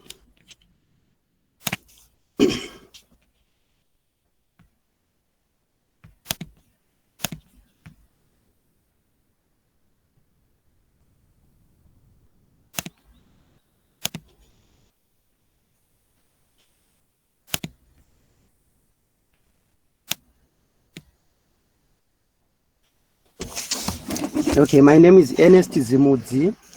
I'm going to present for group 9. We are supposed to look at Spark. But first, let me just acknowledge our fellow presenters from the other groups for the presentations that they have done. I'm sure they touched on some of the things that we wanted to talk about. So that makes our life much easier. I'm sure as group members, we wanted also to work as a team, explaining all those other things. But now, since it has already been done, we have decided that we only have one presenter, since our presentation won't be very long. So let me just start looking at Spark. I'm sure the presenter has just... Ernest, someone is requesting that you close the document recovery panel. On your PowerPoint to your left. Okay. Yeah. All right, so let me put it in presenter mode, I think. Okay, that's good. All right. Yeah, so like I was saying, someone is just presented on MapReduce, and you know, for Spark, I think it was meant mainly for maybe execution or for machine learning algorithm. So you know that machine learning algorithms are iterative in nature, because each iteration requires the results to be improved. So with the use of MapReduce, the output was written to disk. There was a lot of reading and writing when the execution was happening. I think you can see from the Hadoop execution flow that's there to say the MapReduce, if you can see that the MR1 a task there will be like it will be read and written to disk, read and written to disk. So this was taking like a lot of time to have the output at the end. So now when we talk of Spark execution flow, you will find that this has been changed a bit. There are now what is called RDD. I think we will talk about this a little bit in detail as we go with the presentation. So with the RDD, something is the tasks are executed in memory, and then they are written to disk later. So like it's faster that way. So let me move on to the next slide. All right, about the Spark. Initially, it was started at the University of California in Berkeley in 2009. It's actually a fast and general purpose cluster computing system. And in terms of its speed, it's 100% faster than the Hadoop MapReduce. It's actually most popular for running iterative machine learning algorithms, as we have said at the beginning. It also provides like high-level APIs, that is for Java, for Scala, and Python, and R is there as well. You know, it can also integrate with Hadoop and its ecosystem, and it can read existing data which was created when Hadoop was being used. So like you find that the application developers and the scientists, they incorporate Spark in their applications to query, analyze, and also transform their data at some large scale. So you also find that the tasks that are mostly frequently done using Spark are the ETL. You know, I think you can remember ETL from our previous courses, extract, transform, and load. And also it can be used to do SQL jobs across large data sets. And then it can also be used for streaming data from sensors, Internet of Things, and also from financial systems. And also it can be also used for machine learning tasks. Having said that, I think this is the structure of the Spark stack.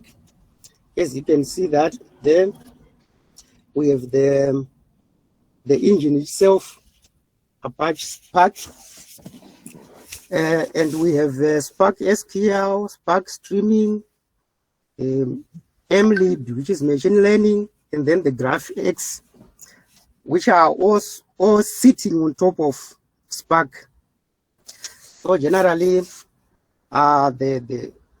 what is the engine is used for is for IO processes and also scheduling of tasks. So I think we can move on. Then in terms of the execution flow for Spark, I think for a task that's available, it's being controlled by a cluster manager, where a session is created, and the task is divided into smaller tasks, which are handed over to worker nodes. And then those tasks are further also divided into smaller tasks, which will then be handled in the caches available. That is in reference to the in-memory that I was referring to at the beginning. Okay. Then let's just skip the terminology for the sake of our time. I think you will see this more as you will see our detailed write-up. Then the RDD, which I was referring to some more detail on it, this stands for Resilient Distributed Dataset. And this is actually a basic abstraction in Spark. So this is like, it's an immutable, a partitioned collection of elements that can actually be operated in parallel. So like in brief, the basic operations of RDD are map, filter, and persist. So there is actually a multiple implementation of this RDD. We have got a pair RDD, a double RDD, and a sequential file RDD. So in terms of its characteristics, the RDD is a list of partitions. It has got a function for computing each split. There is a list of dependencies on other RDDs. So you can say optionally a partitioner for a key value RDD, which is also a characteristic. Okay, then you find that in a custom RDD can also be implemented by overriding some of the functions that are there. Then moving on, talking about Spark, I think it can run everywhere. You can see there it can run on Hadoop, it can run on Mesos, Cassandra, Kubernetes, and HBase. Then in terms of its cluster deployment, we have these various modes that are available. There is a standalone, there is Amazon EC2, there is Apache Mesos, and also a Hadoopian. Then this is just a demonstration of the monitoring that's actually will be happening when you are running Spark. So without wasting much time, let me just go straight on the practical part so that we can actually see how Spark can be done in terms of the execution of some commands. So let me just allow me to leave this screen so that I can do the practical. All right. So like I've already installed the Spark here. So the demonstration that I want to use is through that other API that I was calling Scala. You know, I think you can see more on the write-up that Spark was actually implemented, or it was actually developed using Scala. So in terms of the demonstration now, the first thing that I want to do is I want to read a text file. That's one of the one of the folders. That's on my folder. But before I do that, let me start by just running the Scala. Let me quit first this screen. All right.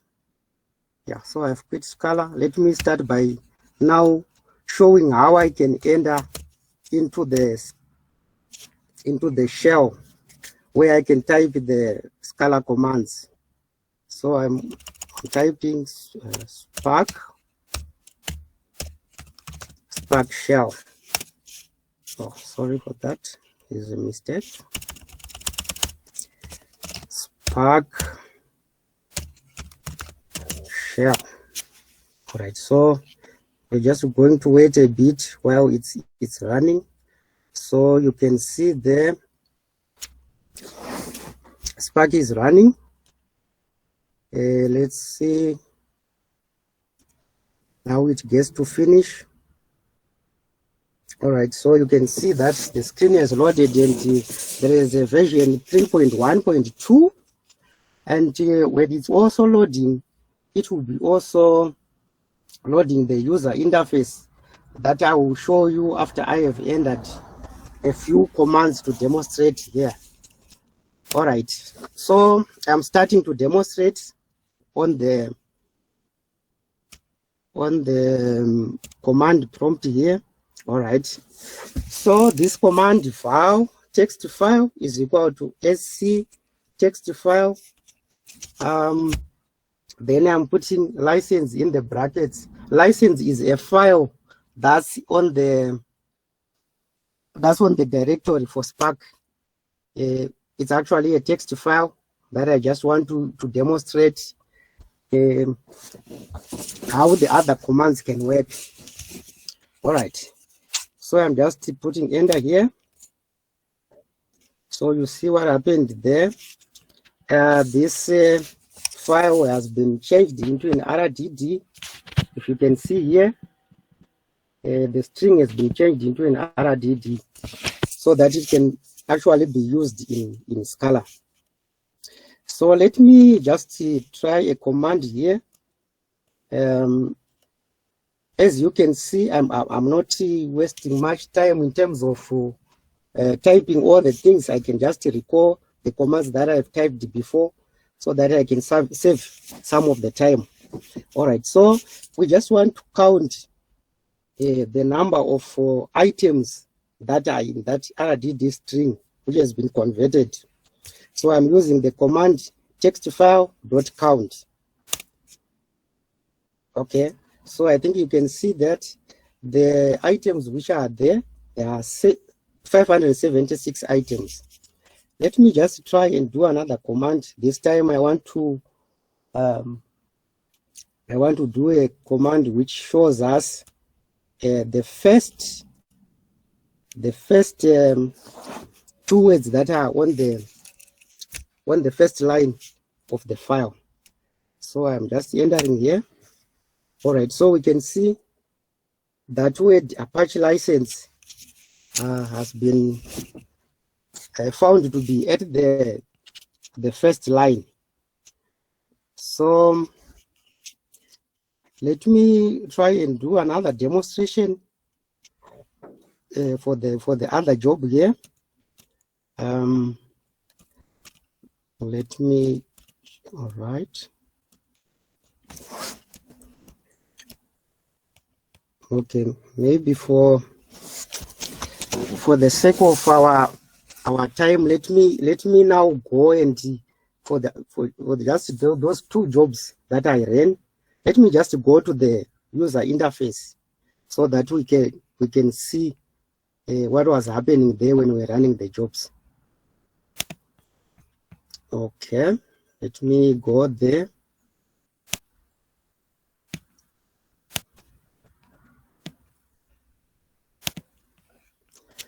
So this is the user interface. I don't know if you can see my screen. I can see there are very small things, small wording that's on the screen, and I don't know how I can expand it so that everyone can see what is there. But yeah, let me just refresh on this. I'd already run the user interface on the local host. So I've refreshed. You can see the jobs that are there. On the first tab there, where it's jobs, you'll be able to see all the jobs that are there. The completed ones, the failed ones, the ones that will be in progress. So in this case, I've run very short jobs.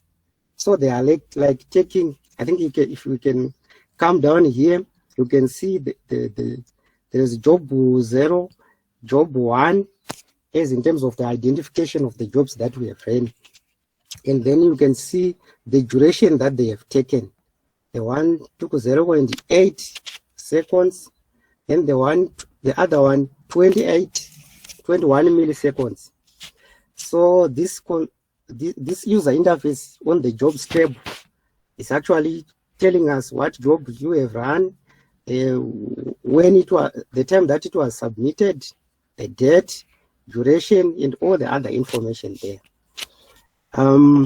Then you can also see that the mode that's there is first in, first out, depending on the setting that you would have done.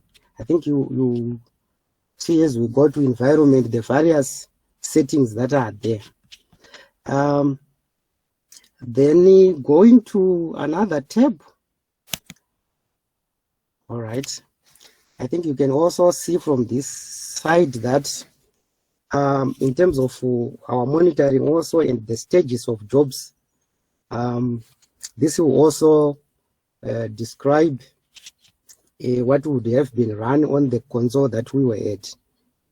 So these jobs that we ran, we did a count on that license file, and also we did the first, what's on the first line of the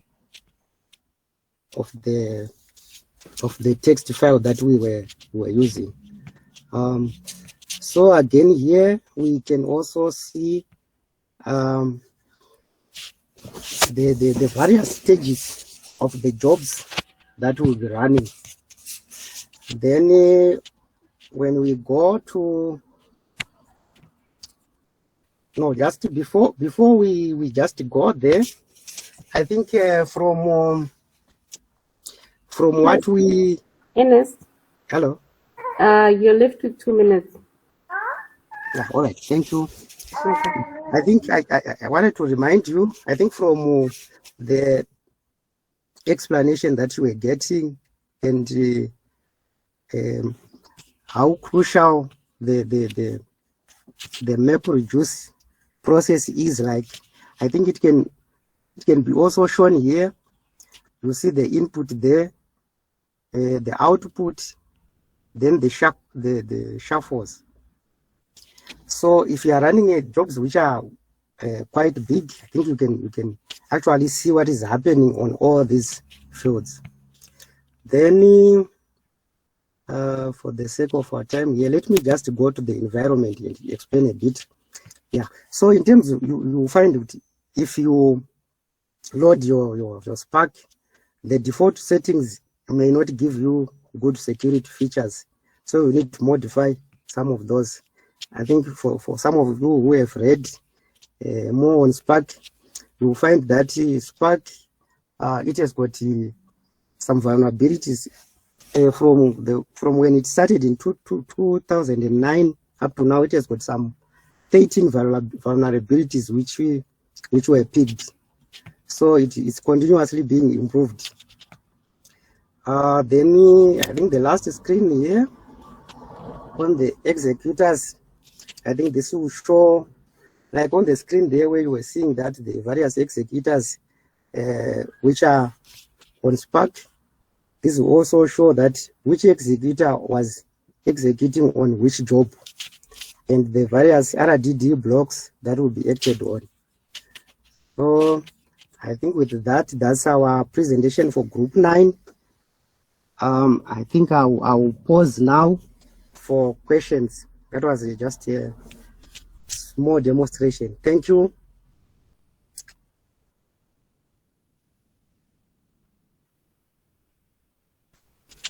Okay, thank you, Ernest. Just for the benefit of everyone else, Scala is a programming language. It's in the field of functional programming languages. So if you want to use Spark, you have to learn how to do functional programming, the basic concepts about functional programming, and Scala being the most used functional programming language. Spark is mostly used for streaming analytics, mostly used for live data. So it is a very good tool that you should learn to use because you will come across it all the time. I don't know if there are any questions for this group.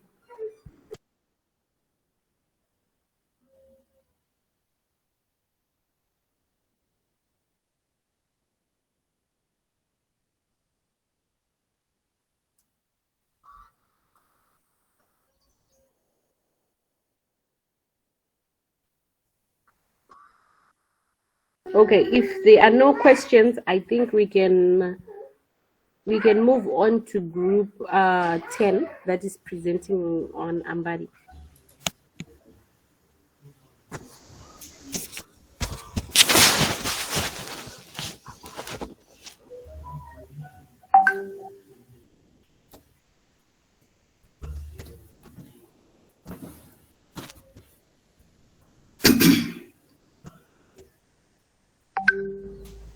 Good morning, engineer. Good morning, colleagues. My name is Ishma. I'm going to present on behalf of Group 10 members, and we are going to present on Ambari. I'll go straight into what Ambari is. I'm not going to go through all the elements, but I'm going to look at the... Ernest, can you mute your mic? If you look at Ambari, it is an open source web-based administration tool which is responsible for keeping track of running applications, looking at their status, and the visualization is done in a highly interactive dashboard. Apache Ambari in the Hadoop management system enables the system administrators to perform functions such as provisioning, managing, monitoring Hadoop cluster services, as well as integrating Hadoop with the existing enterprise infrastructure. And you shall see that in our presentation when we are doing the practical. And then just to throw back, this is the Hadoop ecosystem and their components. And to the far right, you can see the Ambari option, which does the management and monitoring. You can actually see that it integrates all the other processes that are involved in this ecosystem. You shall see it when we do the presentation on the practical side. Then here I was just explaining the uses that we have. Provisioning of Hadoop cluster. It is actually wizard based, and you are able to install other services across the clusters of any number of hosts that are there. There is also the monitoring of the Hadoop cluster. So each cluster, you are able to monitor it, get the metrics, and also alerts. On the management of the Hadoop cluster, Ambari is responsible for offering a central platform for managing the cluster services. In terms of integration, like I mentioned on the previous diagram that I showed you, Ambari supports the other applications like the HDFS, MapReduce, Hive, and the other processes. This is the high-level Apache Ambari architecture. We have the Ambari server there, and the rest of the clusters, the Ambari web, and also the client side, which has some agents. We'll look at it in more detail. So the Ambari server from that diagram is the entry point for all the managerial exercises of the master server. So this one uses the master server architecture, and it has got examples of what it does. It does the management of time, the backup and restoration, software upgrades, and all sorts of functionalities. Then the Ambari agent, it runs on every one of the nodes that you would need to deal with. Then we have a web interface. This is the one that we are going to show you the practical from. And this one has got really amazing highlights that can show us the dashboards and all the other facilities that are available. Then from the architecture, we also have the database. It does support a lot of databases. Remember, the information is stored in different areas with different types of data. So Ambari supports all these types of databases. I'm going to rush through. When Ambari was designed, it was designed with some operational metrics, security, upgrades management, being pluggable to some components, and being independent of any platforms, as platforms can be different.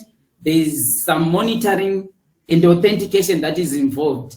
So here I was trying to, we were discussing or we were explaining the design goals as a group on platform independence, and we're including the operating systems that are involved.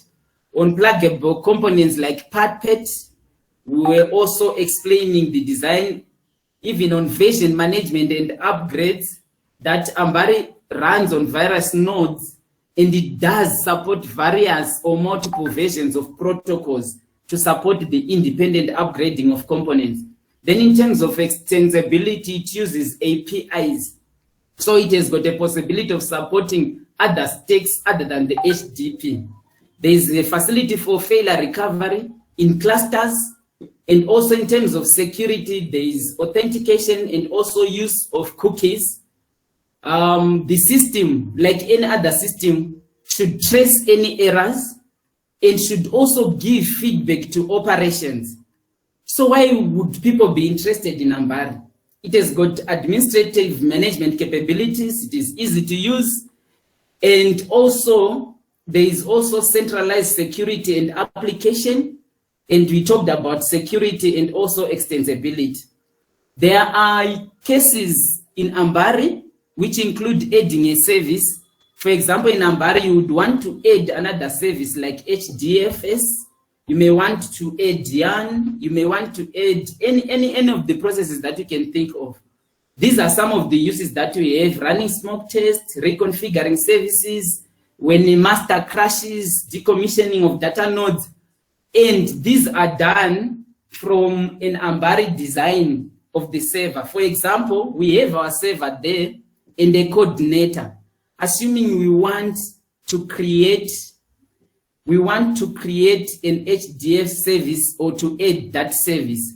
So what happens now is the coordinator is responsible for handling the communication from it to the server using the API, and then the stage planner as well as dependency trackers also come in and they do a lot of processes, and these processes, they actually are interlinked until a heartbeat handler sends some signals to the server.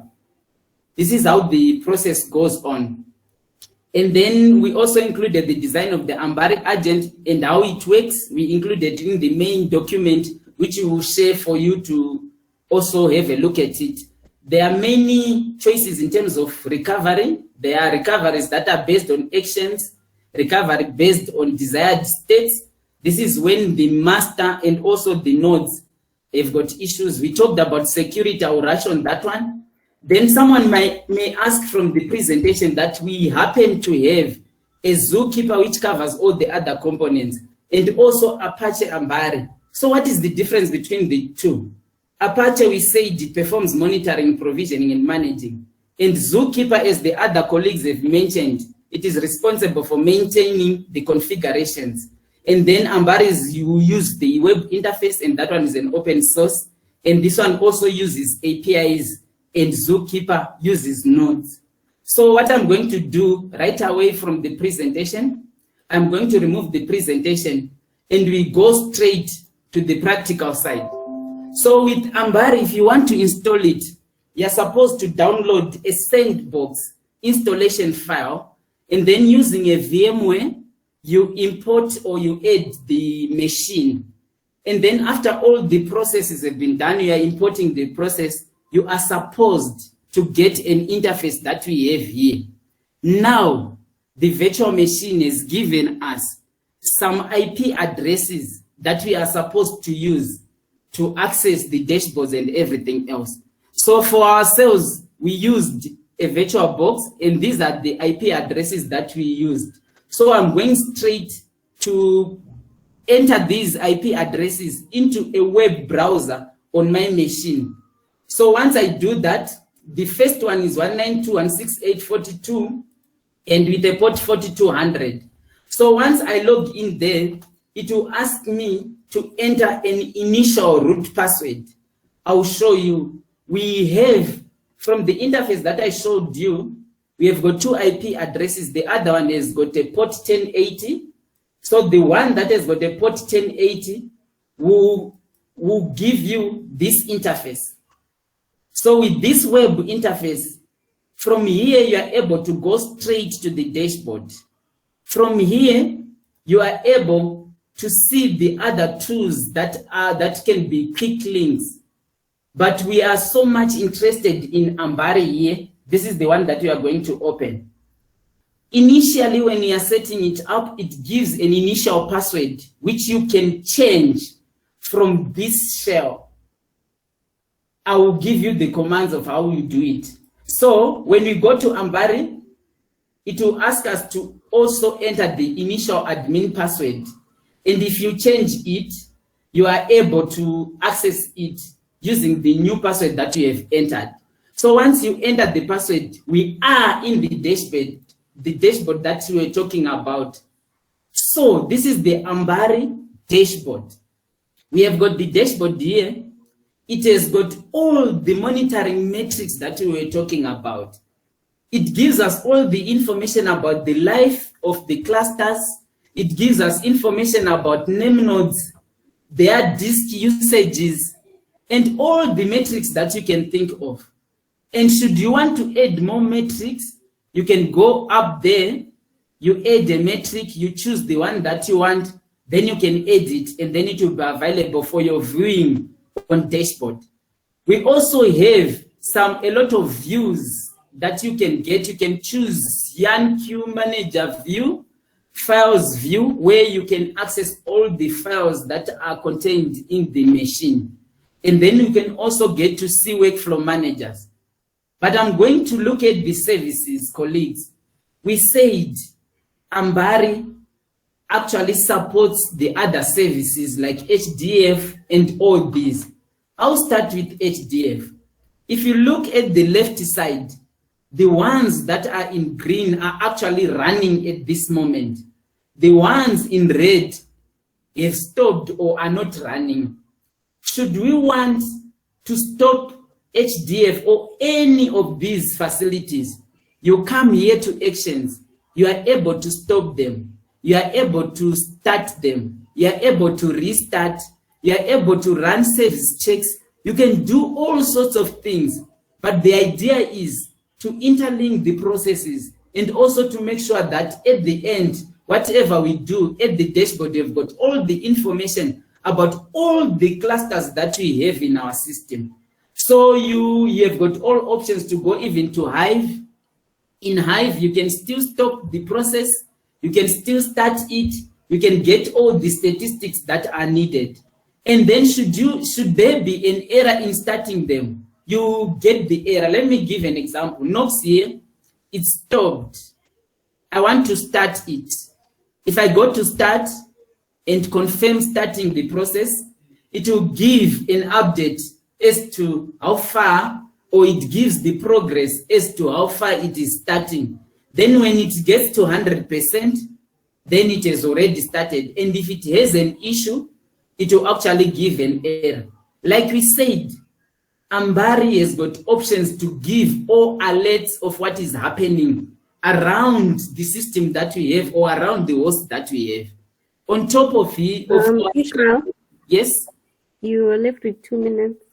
Okay, thank you. So if you look there, there are alerts. They give you any errors, connection errors, or anything that you can like.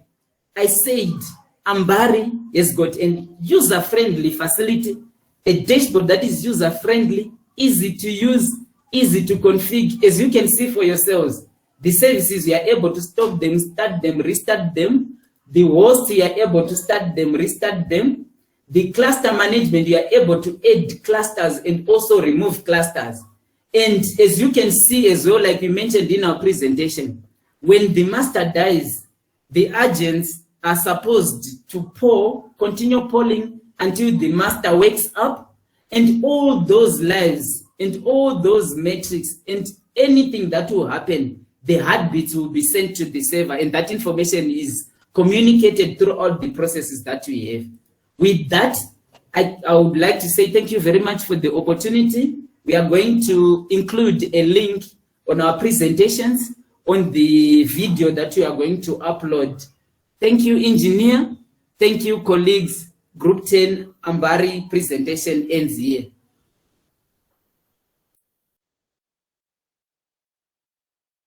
Okay, thank you, Ishmael. I don't know if there are any questions on this presentation. It was quite thorough, But if there are any questions, we can take them now.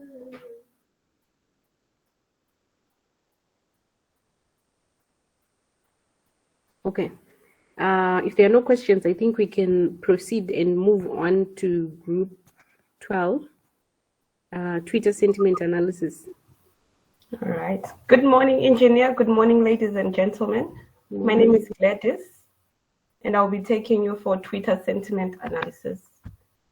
Let me present my screen.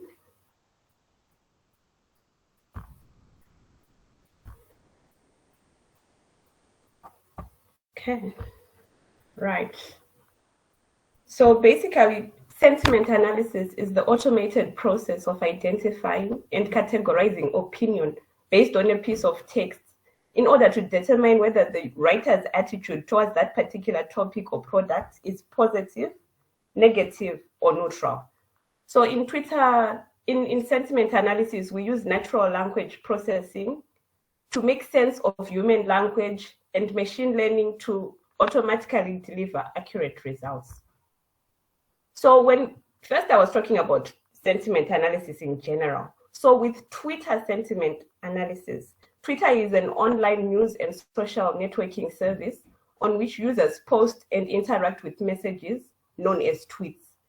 Its main objective is to connect people and allow people to share their thoughts with a global audience. Twitter sentiment analysis therefore computes and computerizes people's tweets into positive, negative, or neutral. So it adds an extra layer to the traditional metrics used to analyze the performance of brands on social media and provides businesses with powerful opportunities. So the steps when conducting Twitter sentiment analysis is first to gather the relevant Twitter data. Then you clean your data using pre-processing techniques.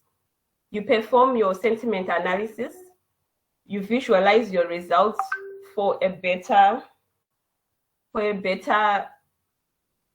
visual representation of your results. Then you analyze what you have. So there are ways of obtaining Twitter data. There are apps that you can use. There's one called Zapper and another one called IFTT, which stands for if this, then that. With that one, you'll be setting a particular condition, like maybe you can say that if you have a particular brand, if this brand is mentioned, whether in a hashtag or someone talks about it, then this app must capture that tweet and put it in your database. There's also another app that's called Export Twitter that's used to retrieve all tweets where in particular. It also works the same as if this, then that. Another way is to use Twitter API access.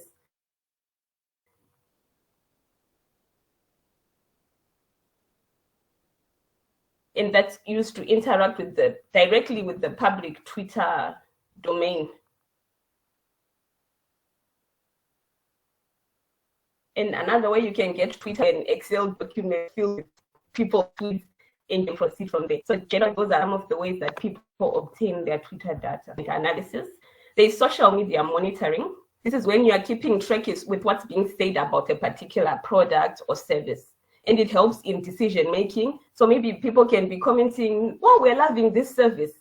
Then you know that you're doing things right. And then if people are giving negative feedback about something, then you know you need to improve on that particular thing. There's also aspect-based sentiment analysis, which shows you which areas of your business needs to be improved and makes your business stand out amongst its competitors. There's customer service, which can be enabled to enhance to enable tracking and analyzing of all interactions. When I was doing this project, I hadn't joined Twitter before, so this forced me to join Twitter, and I joined the Facebook page for Econet, and people really express themselves about customer service on Twitter, and they need to respond with it urgently before wildfires start. So with customer service, sentiment analysis helps you to address users and keep them happy. Other applications, we have political campaigns. which you can use to measure people's public opinion about a particular candidate during elections. Brand monitoring, which is used in the event of when you launch a new feature on a platform, a site redesign, or when you have a new marketing campaign and you want to keep track of what people are saying about the change. Then there's market research to analyze and track specific keywords and topics to detect customer trends and interests. So the challenges with Twitter sentiment analysis is data quality, because you will realize that people express themselves differently. Some write text, some upload pictures. So you have unstructured data. So another way to combat this challenge is we have to do data cleaning when you are doing your Twitter sentiment analysis. And also another challenge is understanding and analyzing slang, which is used in Twitter, where people are using informal English. Sometimes they're not even using the correct spelling, which makes it hard for a machine to read and understand what the person is trying to say, making it hard for the machine to convert the post to either negative, positive, or neutral. Another problem that we have is sarcasm. This is when someone says, when they say something, but when you really look at the text, they are meaning the opposite thing. So because sentiment analysis works on the semantics of words, it becomes difficult for the machine to understand what the person is really saying. So sarcasm is a very big challenge in Twitter sentiment analysis. So for our practical, we were using Python to do our sentiment analysis. So basically the steps that we did was we applied for an API, which were given in the form of keys. And then when you open your Python, you have to define your libraries that you want to use. There are libraries that you have to declare when you want to connect to Twitter. There are libraries that you need for data manipulations, and then there are libraries that you need for plotting. And then in the script itself, you declare the API keys that you'd have been given so you can access the data. Once you declare your tools, you have to specify the type of data or the amount of data you want from Twitter, because Twitter has a vast amount of data. So you need to specify or narrow down on which topic you want to extract from. So you can set, like, maybe you want a keyword, you want a particular person said by a person, or you want a particular hashtag that's currently trending. And also you need to set the amount of words, an upper bound. They say, like, I want 100 tweets on this topic, or I want 100 tweets from this person. And then once the data is populated, you move on to the next stage, which is where you clean it by removing stop words and special characters. With Twitter sentiment analysis, it can be expressed visually in tables, graphs, pie charts, donuts, and even word clouds. So you can have a pie chart which shows you the positive, the negatives, and the neutral comments. And from the information you'd have extracted, you can have a word cloud. And with the words that are mostly used being bigger to emphasize the sentiments of the people. If we look at the bottom right, we can see that this is a cloud of negative words.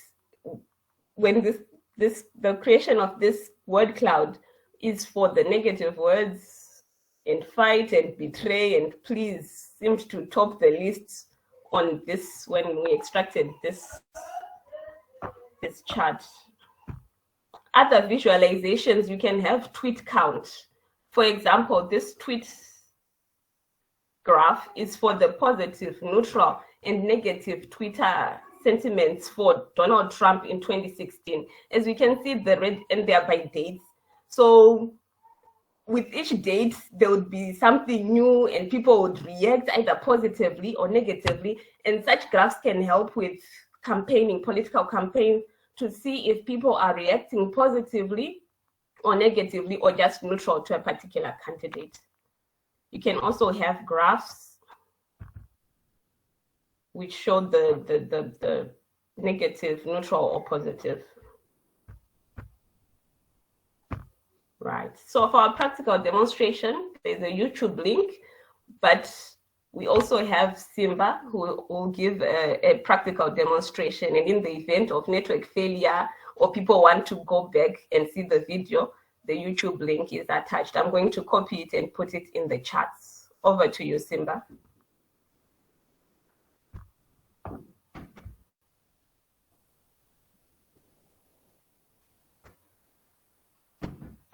Okay, thank you so much, Gladys. I hope you guys can see my screen.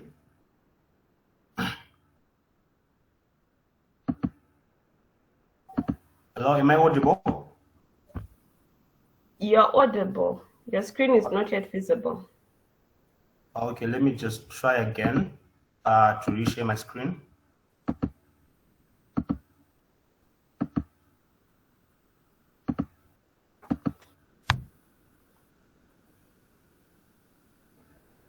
Okay, just confirm when you can see my screen. We can see the screen. Thank you so much. Okay, so for this sentiment analysis, we use Python, and on the first tab, we were doing it in Jupyter Notebook as well. So on the first pen, we were importing the libraries that we needed. So here we had to import different libraries, which included TweePy, JustBlob, WordCloud, Pandas, SPD, and we imported other libraries that we needed to import. So when you click here, it will run the code that will allow you to import the libraries. Then afterward, you needed to get the Twitter APIs, but we had to change them so that you could not see the actual APIs that we used. Reason being that this is more like a secret for the developer account that we used, so we didn't have to show them in this video. But you can apply them, and then you can use the ones that you would have received. And then from here, it looks like something is wrong with my Jupyter Notebook. It's still running it's still importing, which was supposed to take a few minutes. So I'll just continue with the ones that I've done yesterday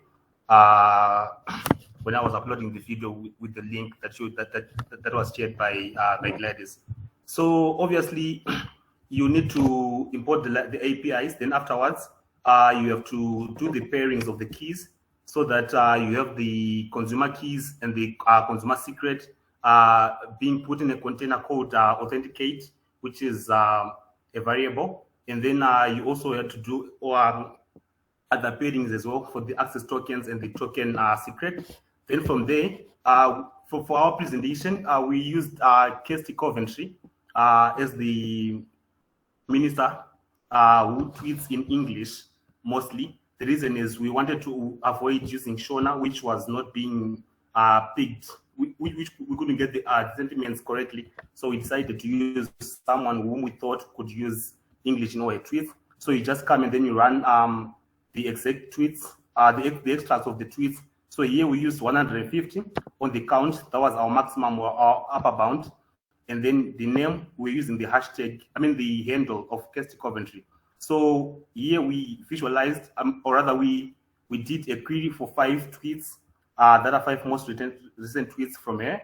And then we went on to do a data.head, which was, firstly, we were putting the items in all these data in a data frame, and we loaded it in a variable called df, and then we were doing the df.head here so that we can see all the last 5 tweets, the most recent 5 ones.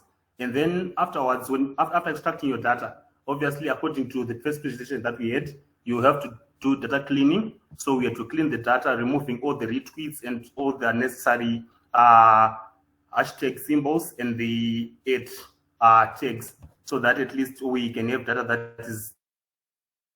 that can be loaded in the system and that can be analyzed easily. So after removing those retweets and the 8 symbols and the hashtags, we ended up with something like this for all the 150 tweets, the most recent 150 tweets. And then from there, we had to do the subjectivity and the polarity checks so that we can group our tweets according to the subjectivity and polarity. So we used this field as well for that. And then when we went on to plot a word cloud on all the words that the minister has used. So in this case, the most used word, as you can see from our word cloud, is Zimbabwe. There's also thank, there's will, and other ways that she has used in some of her tweets. So basically, this is what we had. And also we had to do further subjectivity and polarity and grouping according to analysis, checking whether it was positive or negative or it was neutral. Then afterwards, after loading and loading those 150 tweets again, we had to print all the positive tweets. So as we can see in this one, we've got all the positive tweets that has been listed on their own, which is somewhere around 14.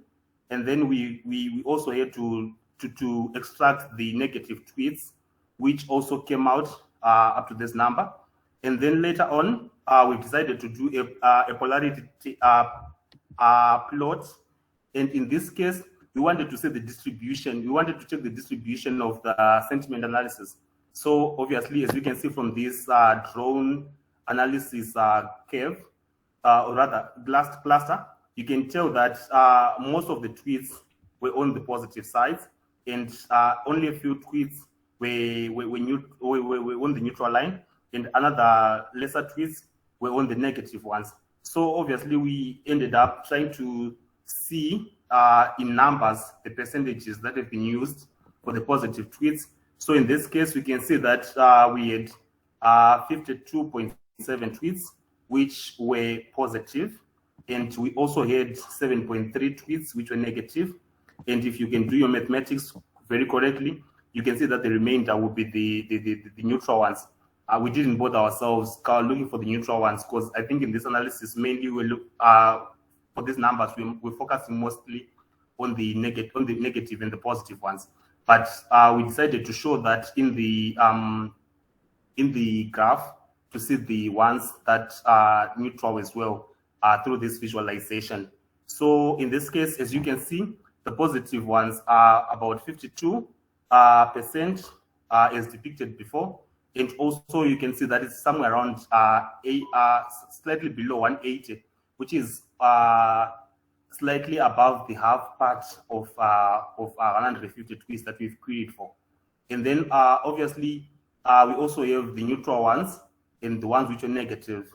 So if you can do the mathematics and putting this together, they will amount to 150, which has grouped our sentiments accordingly to positive, neutral, and negatives. So after doing this, we realized that you might find a situation where someone wants to do a query using the hashtag rather than the account or the tag or the Twitter handle per se. So we decided to say, okay, fine. So let's create another one, a different one, which will also show us the different analysis based on the words, and this one is more interactive.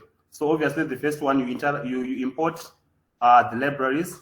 Looks like there's something wrong with my Jupyter Notebook. Let me see if this one is finished importing, so that we can. Okay, this one is not working as well. So we will continue without clicking them since I've ran them before as well. So you import your libraries. And sometimes you might find that you might have a problem with some libraries that are not up to date. Like in this case, Fada_lexicon was not updated. It's part of the group of NLTK. So I had to do a download. Hello? You're left with 3 minutes. With 2 minutes? Yes. Okay, that's fine. So basically, this is it. And for this one, you had to do a query on the hashtag that you wanted. So for this one, I used the lockdown and I used an upper bound of 100 tweets. So the process is almost the same on the previous one, except for the visualizations that were now different. So according to this one, we did a grouping according to this, and these were our results. And you can also do some data cleaning as well and do even more visualizations. I think basically that's all we have for this presentation on Twitter sentiment analysis. Thank you so much. Thank you very much, for the presentation. If there are any questions, we can take them now. If there's someone with a question pertaining their presentation, we can take that question now. Okay. If there are no questions, we can move on to group 13. Simba, just to note, when you then do your presentation, suppose you're doing your presentation to high-level management, in as much as you want to be accurate about the data, it's not always advisable to use decimals, like 7.3 tweets, 56.3 tweets. You always round down. Okay, thank you so much, engineer. Okay. With that, we can move on to group 13, streaming analytics using Kafka. Is there anyone representing group 13?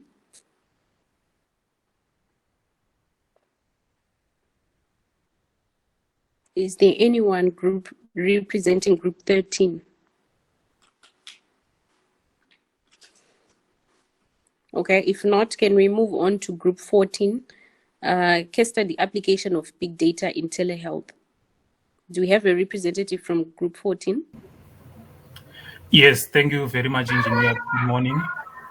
Good morning, Python. You can go ahead. Okay, that's all right. Let me share my screen. Let me know if you can see my screen.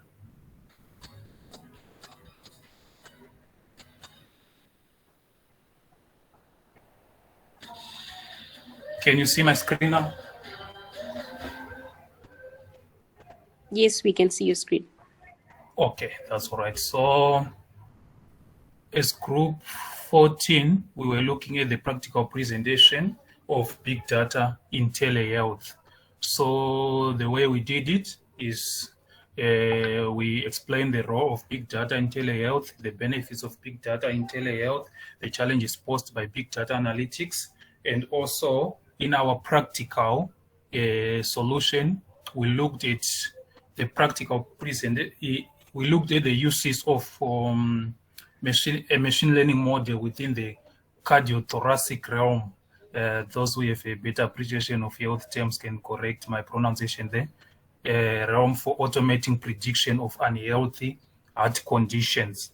So this first slide, it just shows the big data analysis life cycle, which is made up of 6 stages, namely the discovery, the data preparation, model planning, model building, communication of results, and operationalization.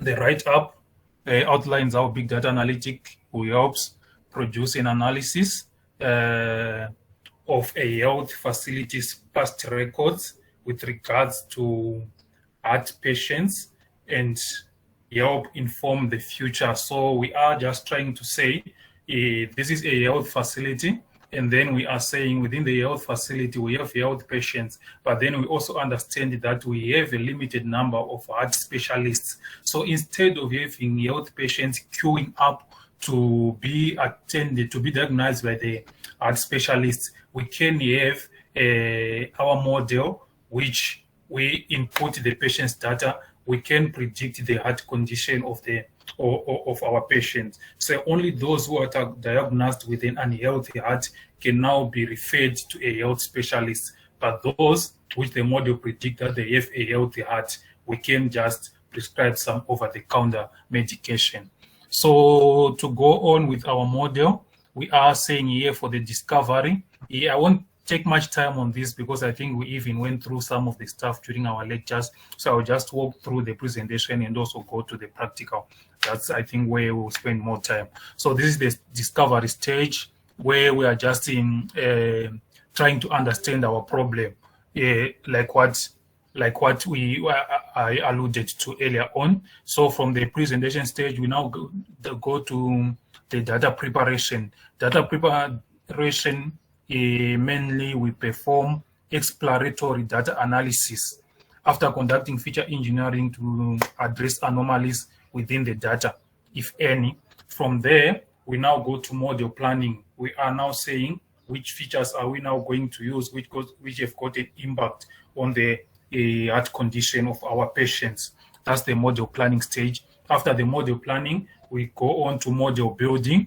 The model building stage involves developing data sets for testing, training, and then production purposes. So on model building, mainly we are just splitting our data into the training data, the testing data. Sometimes we do also have the validation data, and then we do have the testing data. So if we have the validation data, mostly you will see that our training data will be 70%, and then we attribute 15% to validation and also 15% to model testing. And then after that, we'll then see the performance of our model. And then if it is performing well, then we can deploy it. And then if not, then we go back now to check how we can tune our model. So here also we are just presenting some of the roles of big data analytics in telehealth, that is improving patients' predictions, improved supply chain, medical imaging, real-time alerting. Yeah, those are some of the roles of big data analytics in telehealth. And here we are just now presenting some of the benefits that can be harvested through the use of big data in telehealth. So you'll see that some of the benefits that it consolidates patient information, analyzing symptoms for more accurate diagnostics, improvement in communication, and use of healthcare applications, which can be used remotely, which is also the main objective of telehealth anyway, that we want to diagnose patients remotely rather than having them queue at the health facility. So from there, faster and better diagnosis, easier access to treatment. So basically, this is most of our theoretical presentation, and here are also our sources. So I'll move on to the practical part. So my colleague Amanda was supposed to take this, but then due to some work commitments, I will have to carry on. So from on our practical application, as I said earlier on, we used a case study of a health facility which has got data on heart diagnosis of previous patients. So what we did from there is we now want to build a model which can be used remotely to diagnose a patient, whether that patient has got a healthy or unhealthy data. So on the definition of terms, we are saying telehealth is defined as the delivery and facilitation of health and health-related services. Mainly, it has to be remote. So from there, the introduction, creating a model for predicting cardiothoracic pathology using machine learning. This is binary classification using logistic regression model. So in this notebook, we describe using machine learning within the cardiothoracic realm of automating prediction of unhealthy heart conditions. The binary classification model yields a binary response, 0 or 1. In this case, 0 is an unhealthy heart and 1 is a healthy heart. So from there, we are importing our necessary packages. We imported NumPy, Pandas, sklearn, and also the other packages there, as you can see. And then from there, we now imported our data set. So our data set is from the heart disease from Cargill. You can get it to provide the link there. So we now do some pre-processing of the data. We just want to view that we have all the data that we imported. So this is the data set. These are the attributes that we'll be interested in from the patient. And this is the target that classifies a 1 or a 0, meaning a 0 meaning an unhealthy heart, and a 1 meaning a healthy heart. And then from there, this is the tail.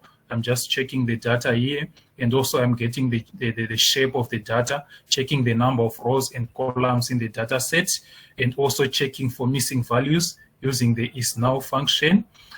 And then alternatively, we can check for missing values and get more information about the data set using the info function. So this is just an alternative method of doing so. And then from there, we also used the describe function to understand more statistical attributes of our data set. So we can get the count for each and every variable. So we can see that all our variables, they have equal counts of 303, the mean for each variable, the standard deviation, the minimum of each variable, the maximum of each, the 25% quartile, and the like. So from there, these are just the value counts. So the value counts of our data set to say from the data that we have, how much are falling within the 1 category and how much are falling within the 0 category.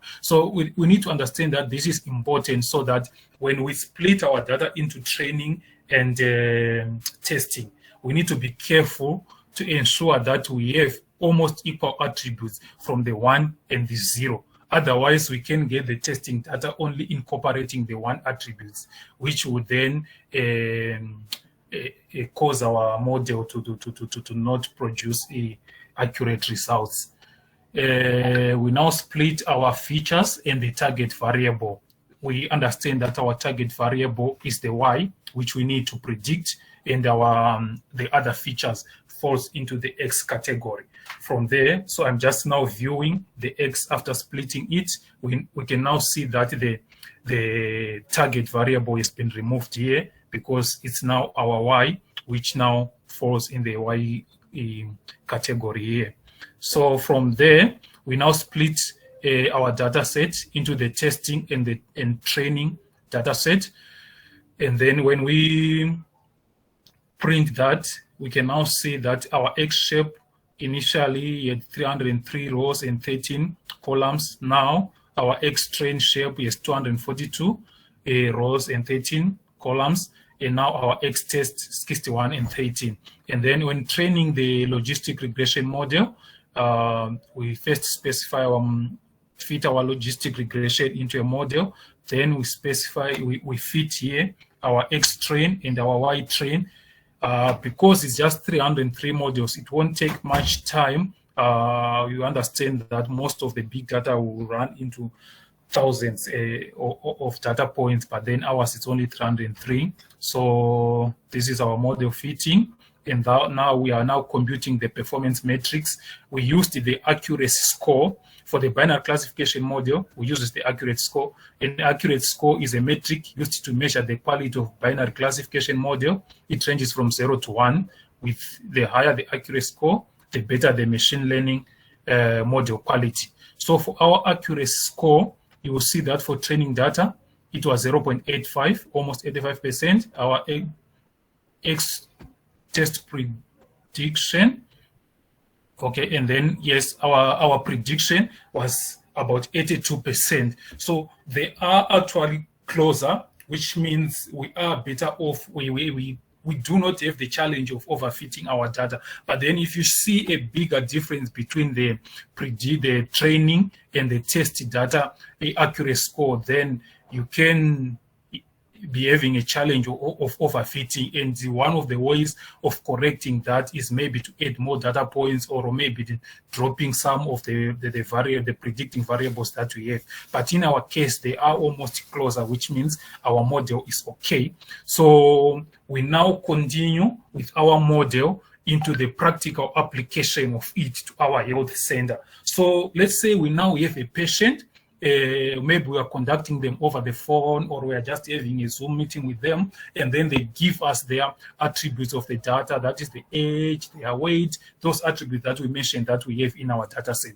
So they can provide their attributes as this. So this is just some random numbers that we picked so that we understand how we are going to apply our model in our case study. So with that, we now convert our data into an array, because it's good to work with NumPy arrays when we are using numbers. And then we reshape our data. We reshape the NumPy array. Since we are predicting for only one instance, we have to reshape it. And then we print the outcome of this patient that we have. So on printing now, we are specifying, and this is our output. You are saying the patient's heart condition is 1, which means according to our model, the patient has a healthy heart. So with such a patient, there is no reason for us to refer the patient to a health specialist, because our model is already predicted that they have a healthy heart. So in conclusion, we are saying the binary healthy heart and unhealthy heart pathology classification in cardiothoracic can yield a decision support system that labels critical cases. The machine learning filters leave the complex and critical cases for the human expert. So those that will be diagnosed as 0, those are then that will be referred for human expert, right? In addition, this approach provides factors for guidelines on when to prescribe over-the-counter medication or when they recommend it for specialized treatment. The model can be used remotely to examine patients' heart conditions. The requested data can be provided over the phone, while the administrator puts the data to check patients' heart condition. So this is our practical application of big data in a healthy institution. Thank you very much.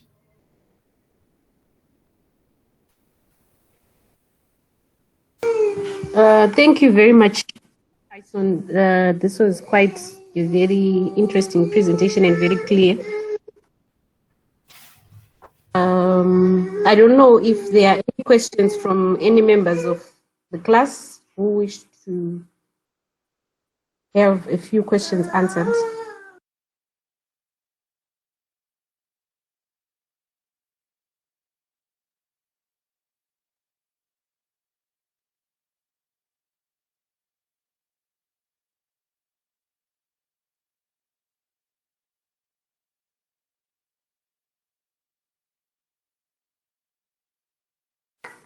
Okay, if there are no questions, I think that's okay.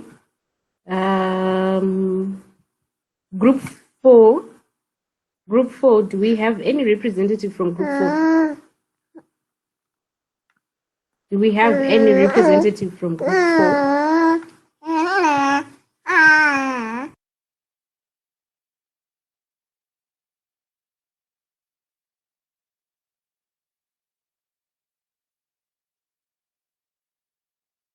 Okay, if not, I don't know if there are any members from the other groups, other members of the that did not present any practicals that are ready to present now.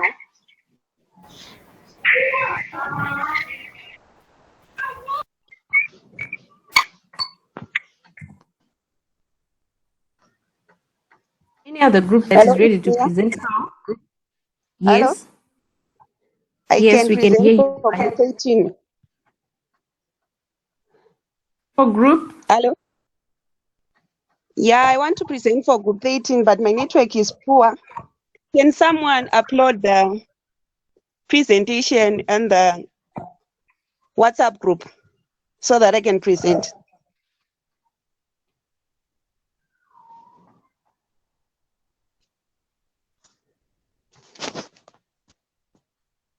You can go ahead and share your screen. I won't be able to see your presentation in the WhatsApp group.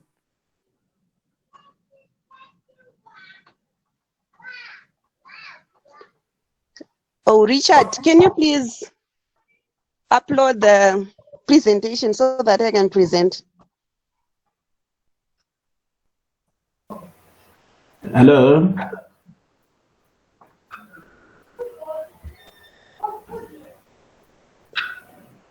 Can you please upload the presentation for me? Okay, let me try to do that.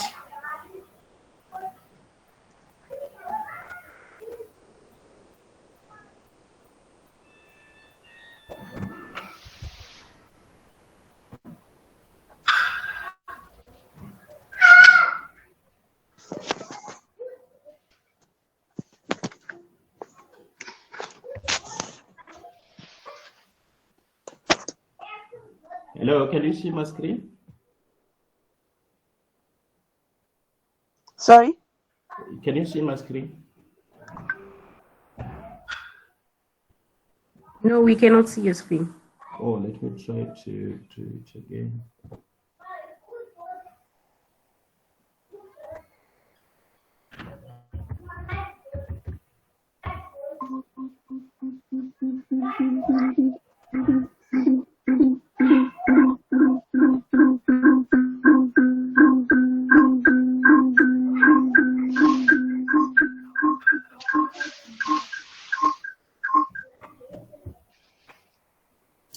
Can you see mine?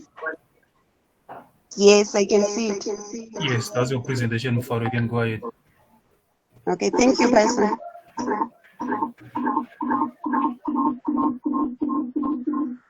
Good afternoon, class. Faro, there's feedback from your mic. I'm not sure if it's the room you are using. Yeah, I'm not sure.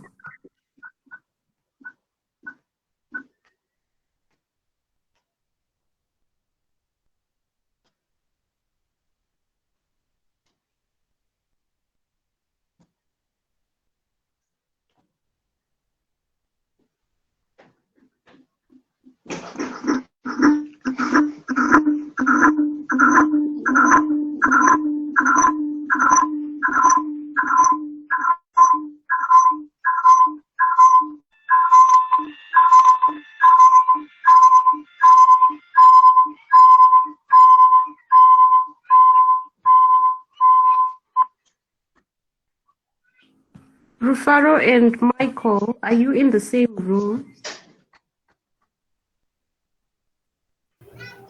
Excuse me, engineer. Yes. May you please allow me to present? I think she's having some network challenges. Okay, that's fine. Let me try to upload my screen.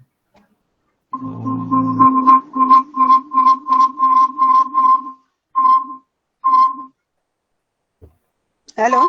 Do you see anything?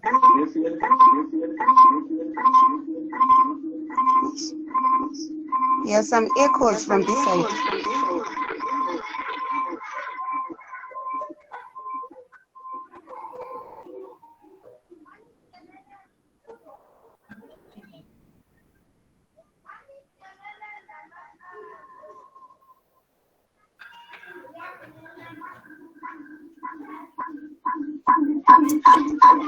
Maybe it's because you've got two devices connected. You can leave. Okay.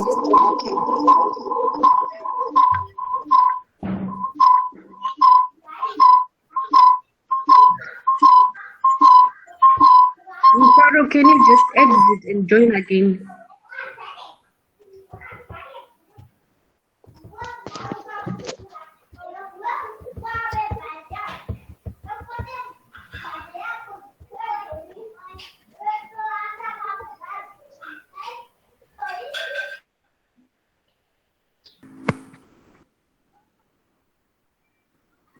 Hello? Yes, we can hear you now. I can't see the screen now. Just left. Can you hear me? Yes, we can hear Hello, you. Python, guys. share the screen again. Hello, guys.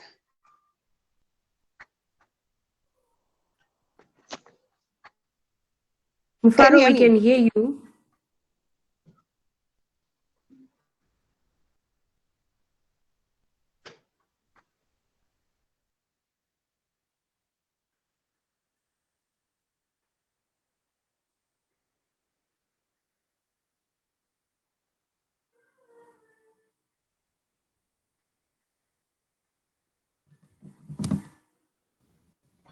Good afternoon.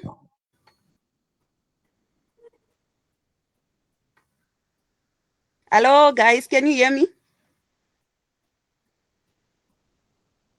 Yes, we can hear you. Okay. So, on behalf of Group 18, we are presenting on streaming analytics using Kafka.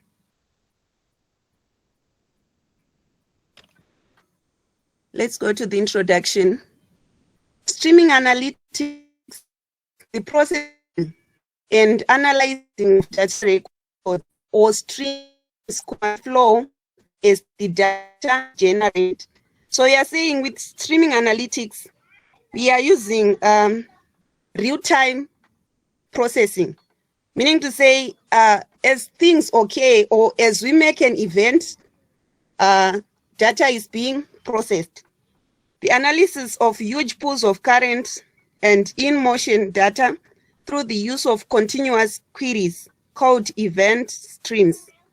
So these streams are triggered by a specific event that happens as a direct result of an action or set of actions, such as financial transaction or just a website click. So with streaming analytics, businesses can extract value from data in motion. Are we together?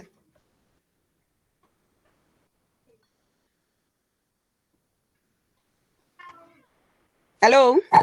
Yes, Mufaro, we can hear you. Go ahead. Okay, thank you. All right. What is Kafka?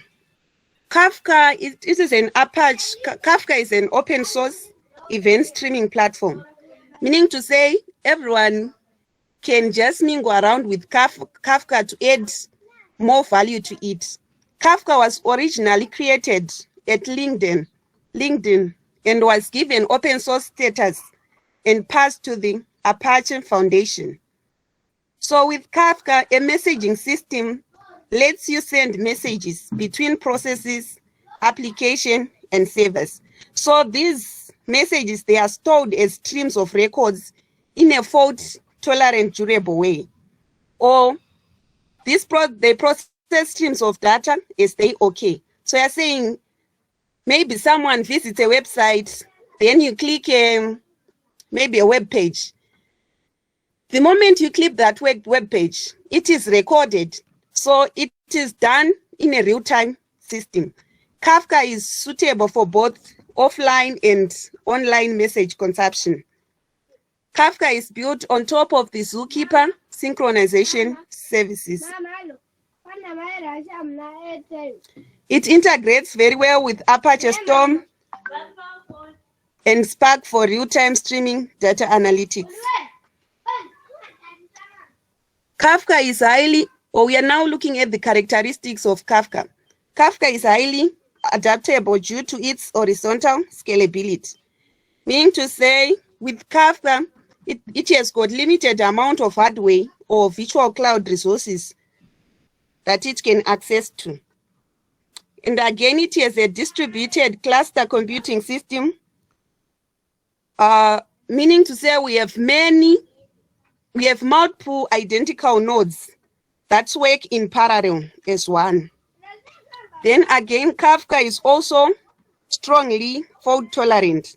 This means that Kafka's architecture, it is based on many small components that act as backup for each other. So meaning to say it has got many components. In case of failure, you will always have a backup. Then we now look at the business use cases of Kafka. Kafka is often used for operational monitoring data. We can use it for log aggregation solution. That is, Kafka can be used across any organization to collect logs from multiple services and make them available in a standard format to multiple consumers.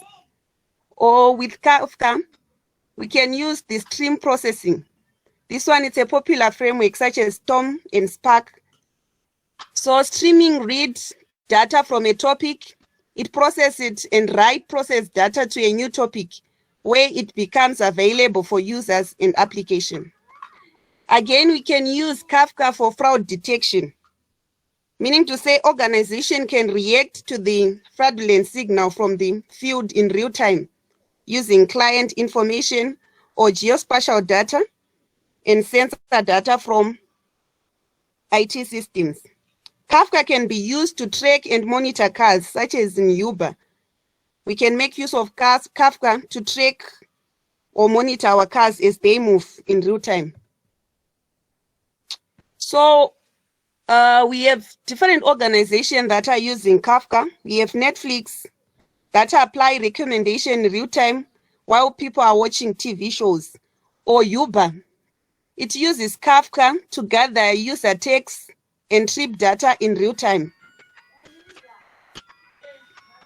It's also used to compute forecast, demand, and surge pricing in real time. Again, we have LinkedIn, which make use of Kafka to prevent spam. They collect user interaction in order to make better connection recommendation in real time.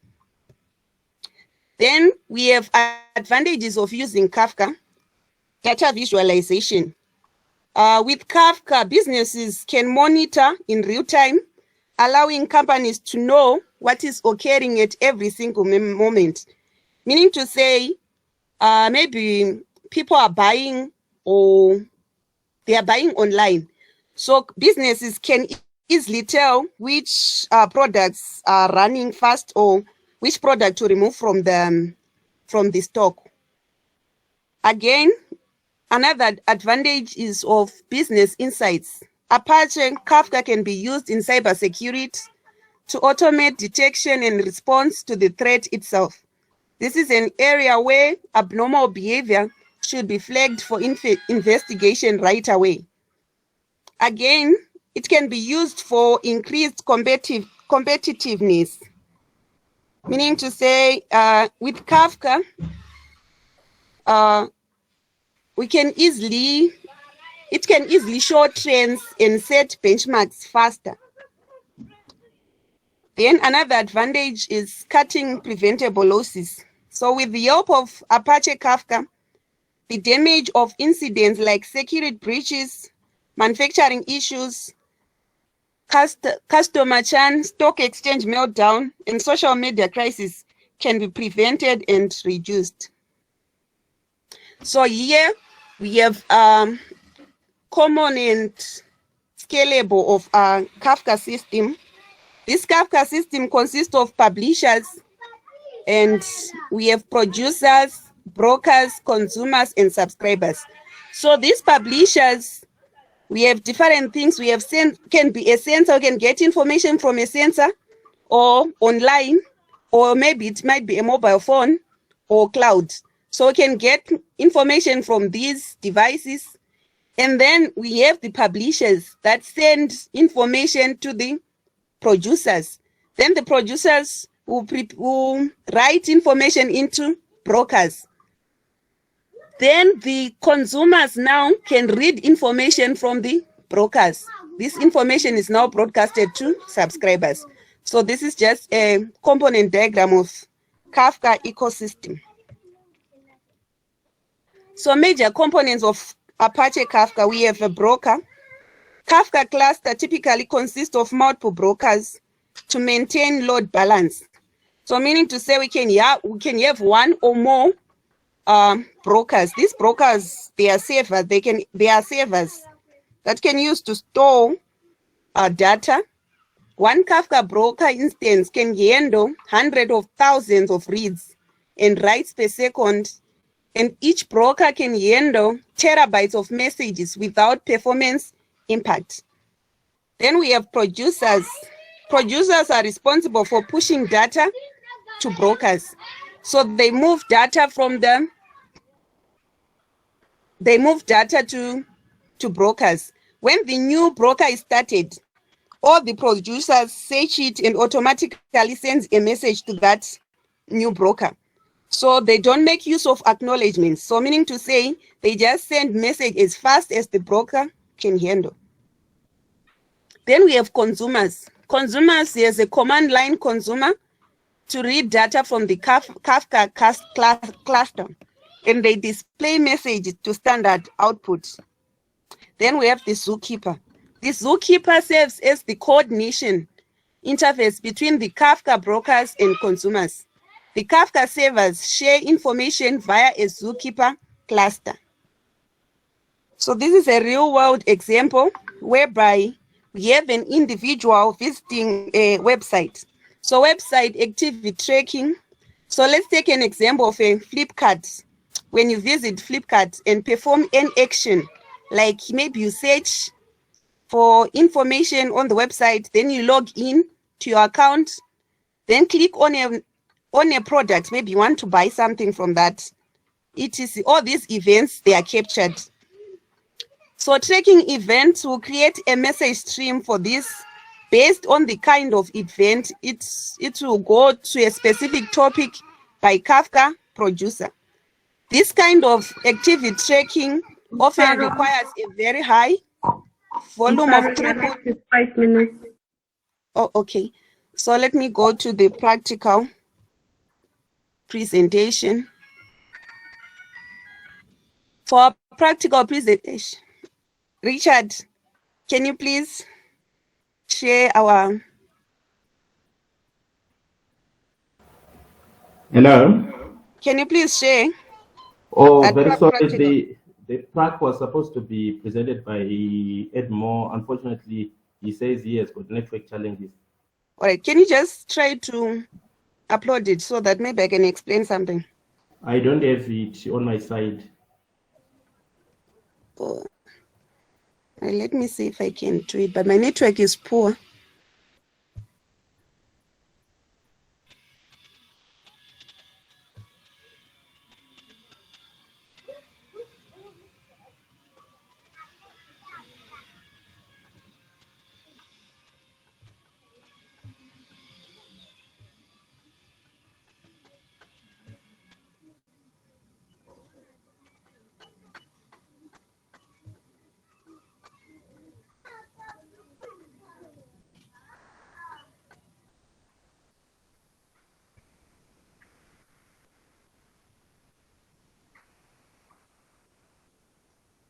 So I will share with you our video.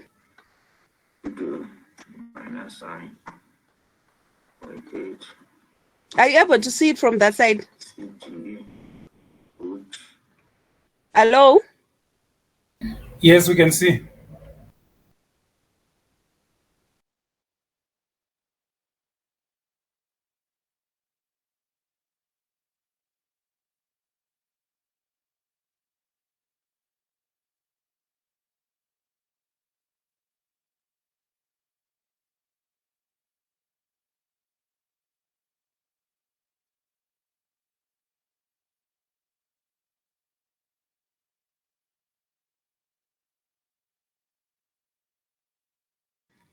Hello?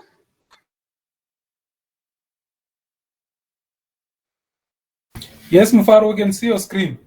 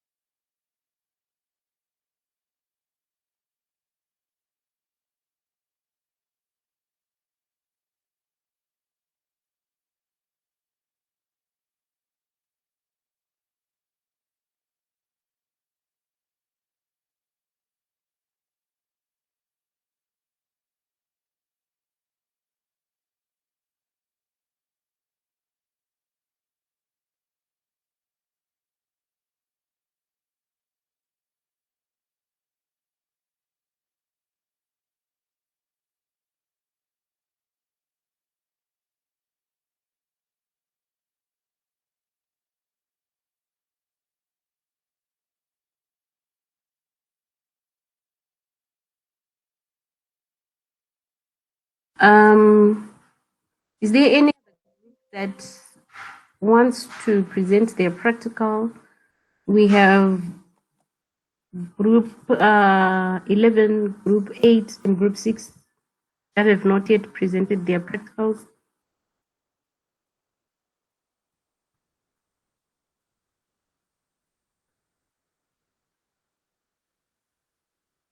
Okay, if there are none, I guess this brings us to the end of our presentations. Sorry, group 6 we can present. Okay, please go ahead. You have 10 minutes. You've already used the other part of your time in the theory presentation. Thank you.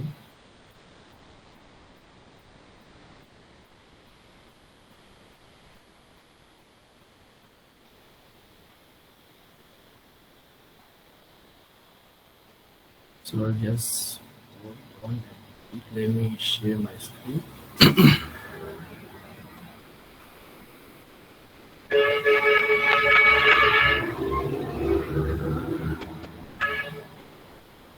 Is my screen visible now?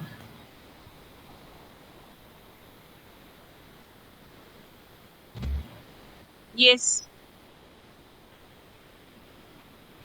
Okay.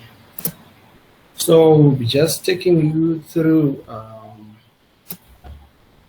the Hadoop file system. So we demonstrate the moving in and out of data from the Hadoop file system.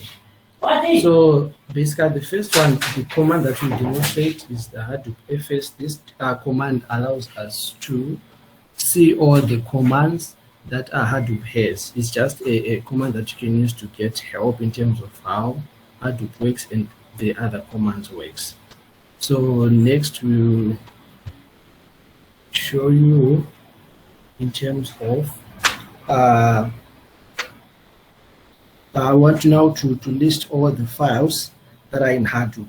So the next command Hadoop fs-ls shows all the files that are in the Hadoop file system. It might take some time for you to gather up the files that are in the Hadoop file system. So you can be just a little bit patient.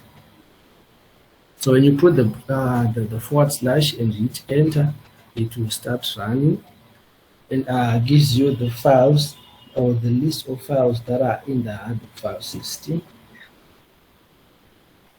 There you go. So those are the list of files that you may find in the Hadoop file system. Then next you want to drill down and see which files are in the file directory, are in the folder users. So the command you just add in the / after the general Hadoop fs-ls command, we just add a user after that command. So we'll be directing which folder we want to highlight so that we view the files that are within that folder. As you see, we get those results. We have the list of results and files that are found in the folder user. So next we want to navigate and make a directory whereby we are going to store or where we are going to move our data into in the Hadoop file system. So the command mkdir is just like a command, or it's a word that we use to make a file directory within the Hadoop file system. And in this case, our file directory, we've named it my data. So after that, we now want to list all the files. The first command that I've talked about, that lists the files in that system. As you can see, that my data is now in the Hadoop file system. It's now another directory that we've created. So within the my data folder, we want to create again a test folder where we are going to move our first text file, or the file that are going to move into the Hadoop file system. So we've created the test folder within my data. Then what follows next? We now want to view to make sure is test folder is it been created or not.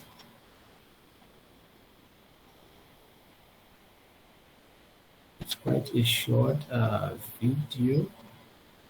Let me just get it through so you get to understand it.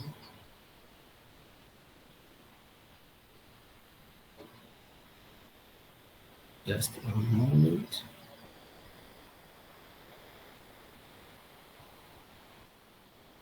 Seem to have shared that the short version of the video that I've created, but let me just share the full video.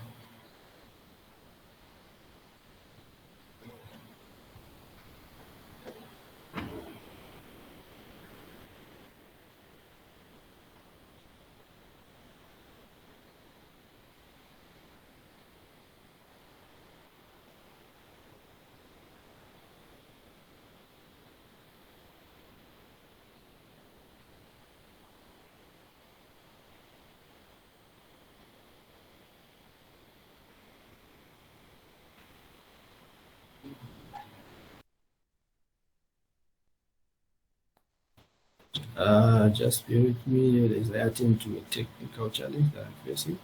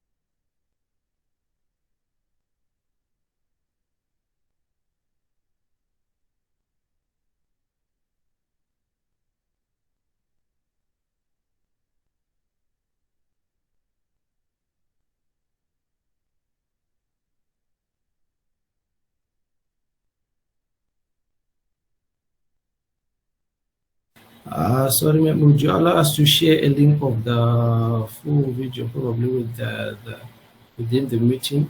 I'm facing a challenge in terms of bringing up the full video.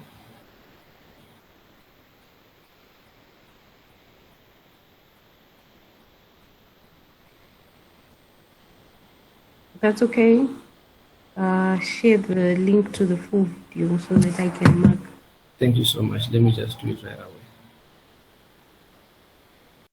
Okay, is there any other group that wants to present?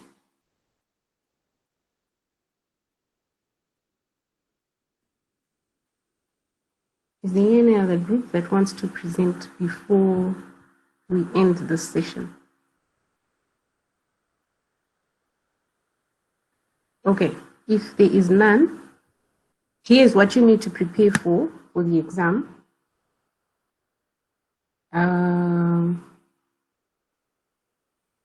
You need to understand the big data analytics lifecycle. You need to know the types of NoSQL databases and how to explain them. Please make sure you use illustrations. If you're saying document database, make sure you put a small code to show that this is a document database. Otherwise, there is no tailing. If you're saying it's a graph-based, give an example. If you're saying it's key value pair, give an example. Okay.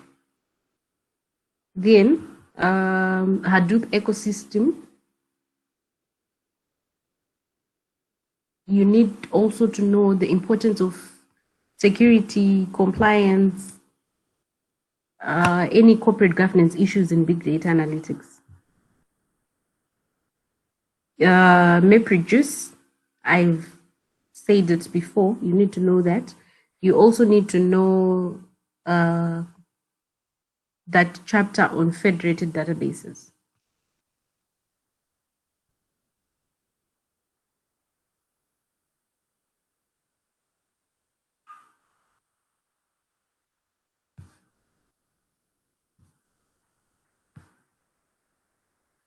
Then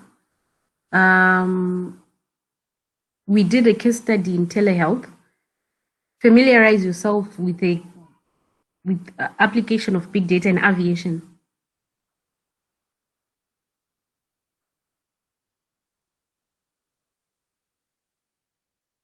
I guess that's all that I can say for now. Are there any questions before we call it a day?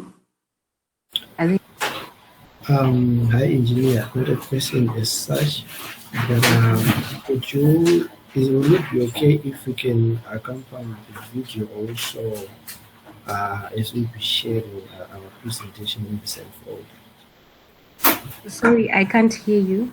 Will it be okay for us to also include our video within the folder that we are going to share with you? That's okay. Fine. Thank you so much.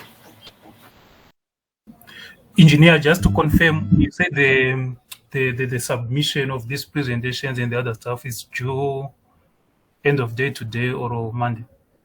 End of day today. Okay, thank you.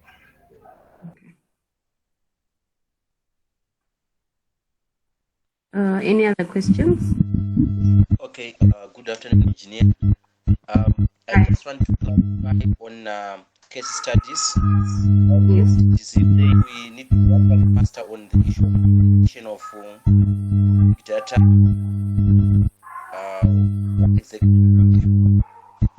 Jeremiah, there's a lot of feedback from your mic. I can't hear you.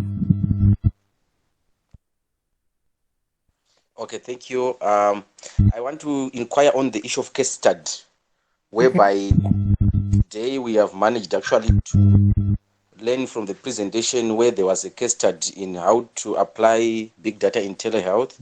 You were saying we need to master on application of big data. What I didn't get you well there. Big data in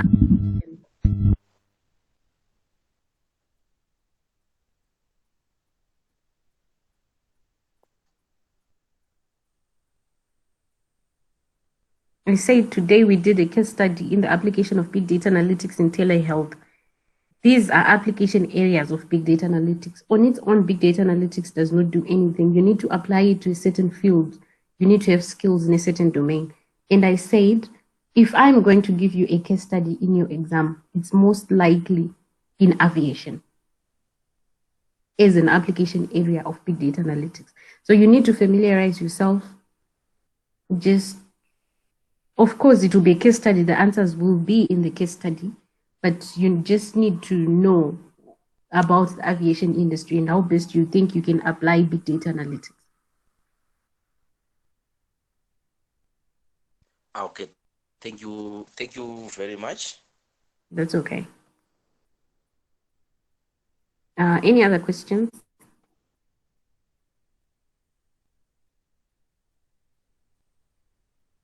Okay, if there are none, I guess this brings us to the end of our class. When is your exam? Sorry, when is your exam?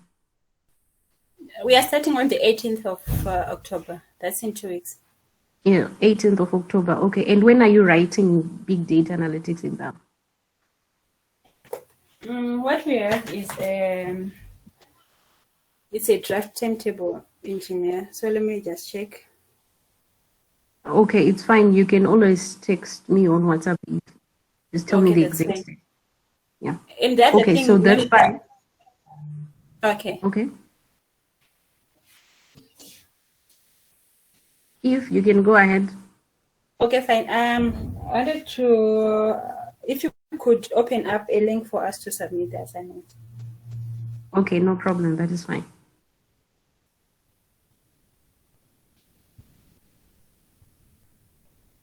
Hannah, you can go ahead. Do you want to ask a question? Okay. So I wanted to ask about the tools that we're presenting on, but in relation to the exam. Are you going to examine us on all of them, or probably going to pick a couple of tools from everything that we're presenting on? Okay, it's going to be a couple of tools. For example, there was a presentation on moving data in and out of Hadoop. If I ask you about moving data in and out of Hadoop, you are basically doing what you call dry running. I don't expect you to know the code to actually do that, but I expect you to know the steps. If it's something, for example, HDFS, it has a certain architecture, I expect you at least to know that there's a name node, there's a data node, there's a data manager, there are slaves, there's a master, there's a slave. Just like the presentation was being explained. Okay, so basically you expect us to just know all the tools because you might ask on any of them. Yes, I may ask on any of them. Okay, but will there be options to say maybe for a specific area you can pick a tool of your choice that's in regards to that, or you be asking specifically on certain tools? So much that if you don't know that tool, then you don't even know how to answer the question. For example, if it's sentiment analysis and you want to use a different tool, you are allowed to do that. What I'm going to ask is application of data analytics in sentiment analysis. So you don't necessarily have to use R. You don't necessarily have to use Python. You can decide to use Scala. It's okay. Okay. Thank you, engineer. Okay. Hello. Yes, Kimpton. Yeah, on the class, I think you forgot to upload slide number 4. On the? Google class. Oh, okay. Slide number 4. It's fine. It's okay. I'll share. Okay. All right. If there are no more questions, it was nice having you guys. We'll meet again, hopefully, as we go around. I know we'll definitely meet some of you. So all the best in your careers, all the best in your day-to-day jobs, and all the best in your exam. Have a good day. Thank you, thank you, thank you, thank you. Thank you, engineer. Thank you, engineer. Thank you. Engineer. Thank you.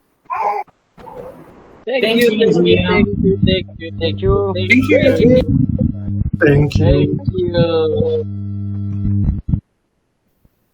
Thank you.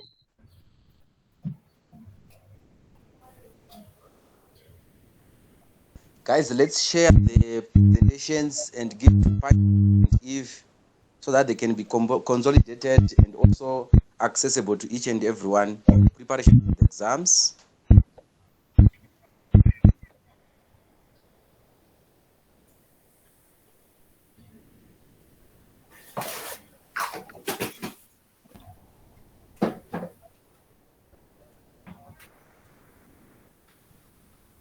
It's fine now.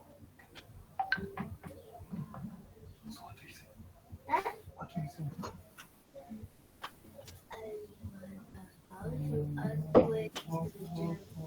I didn't see the finish when I looked at it. I said,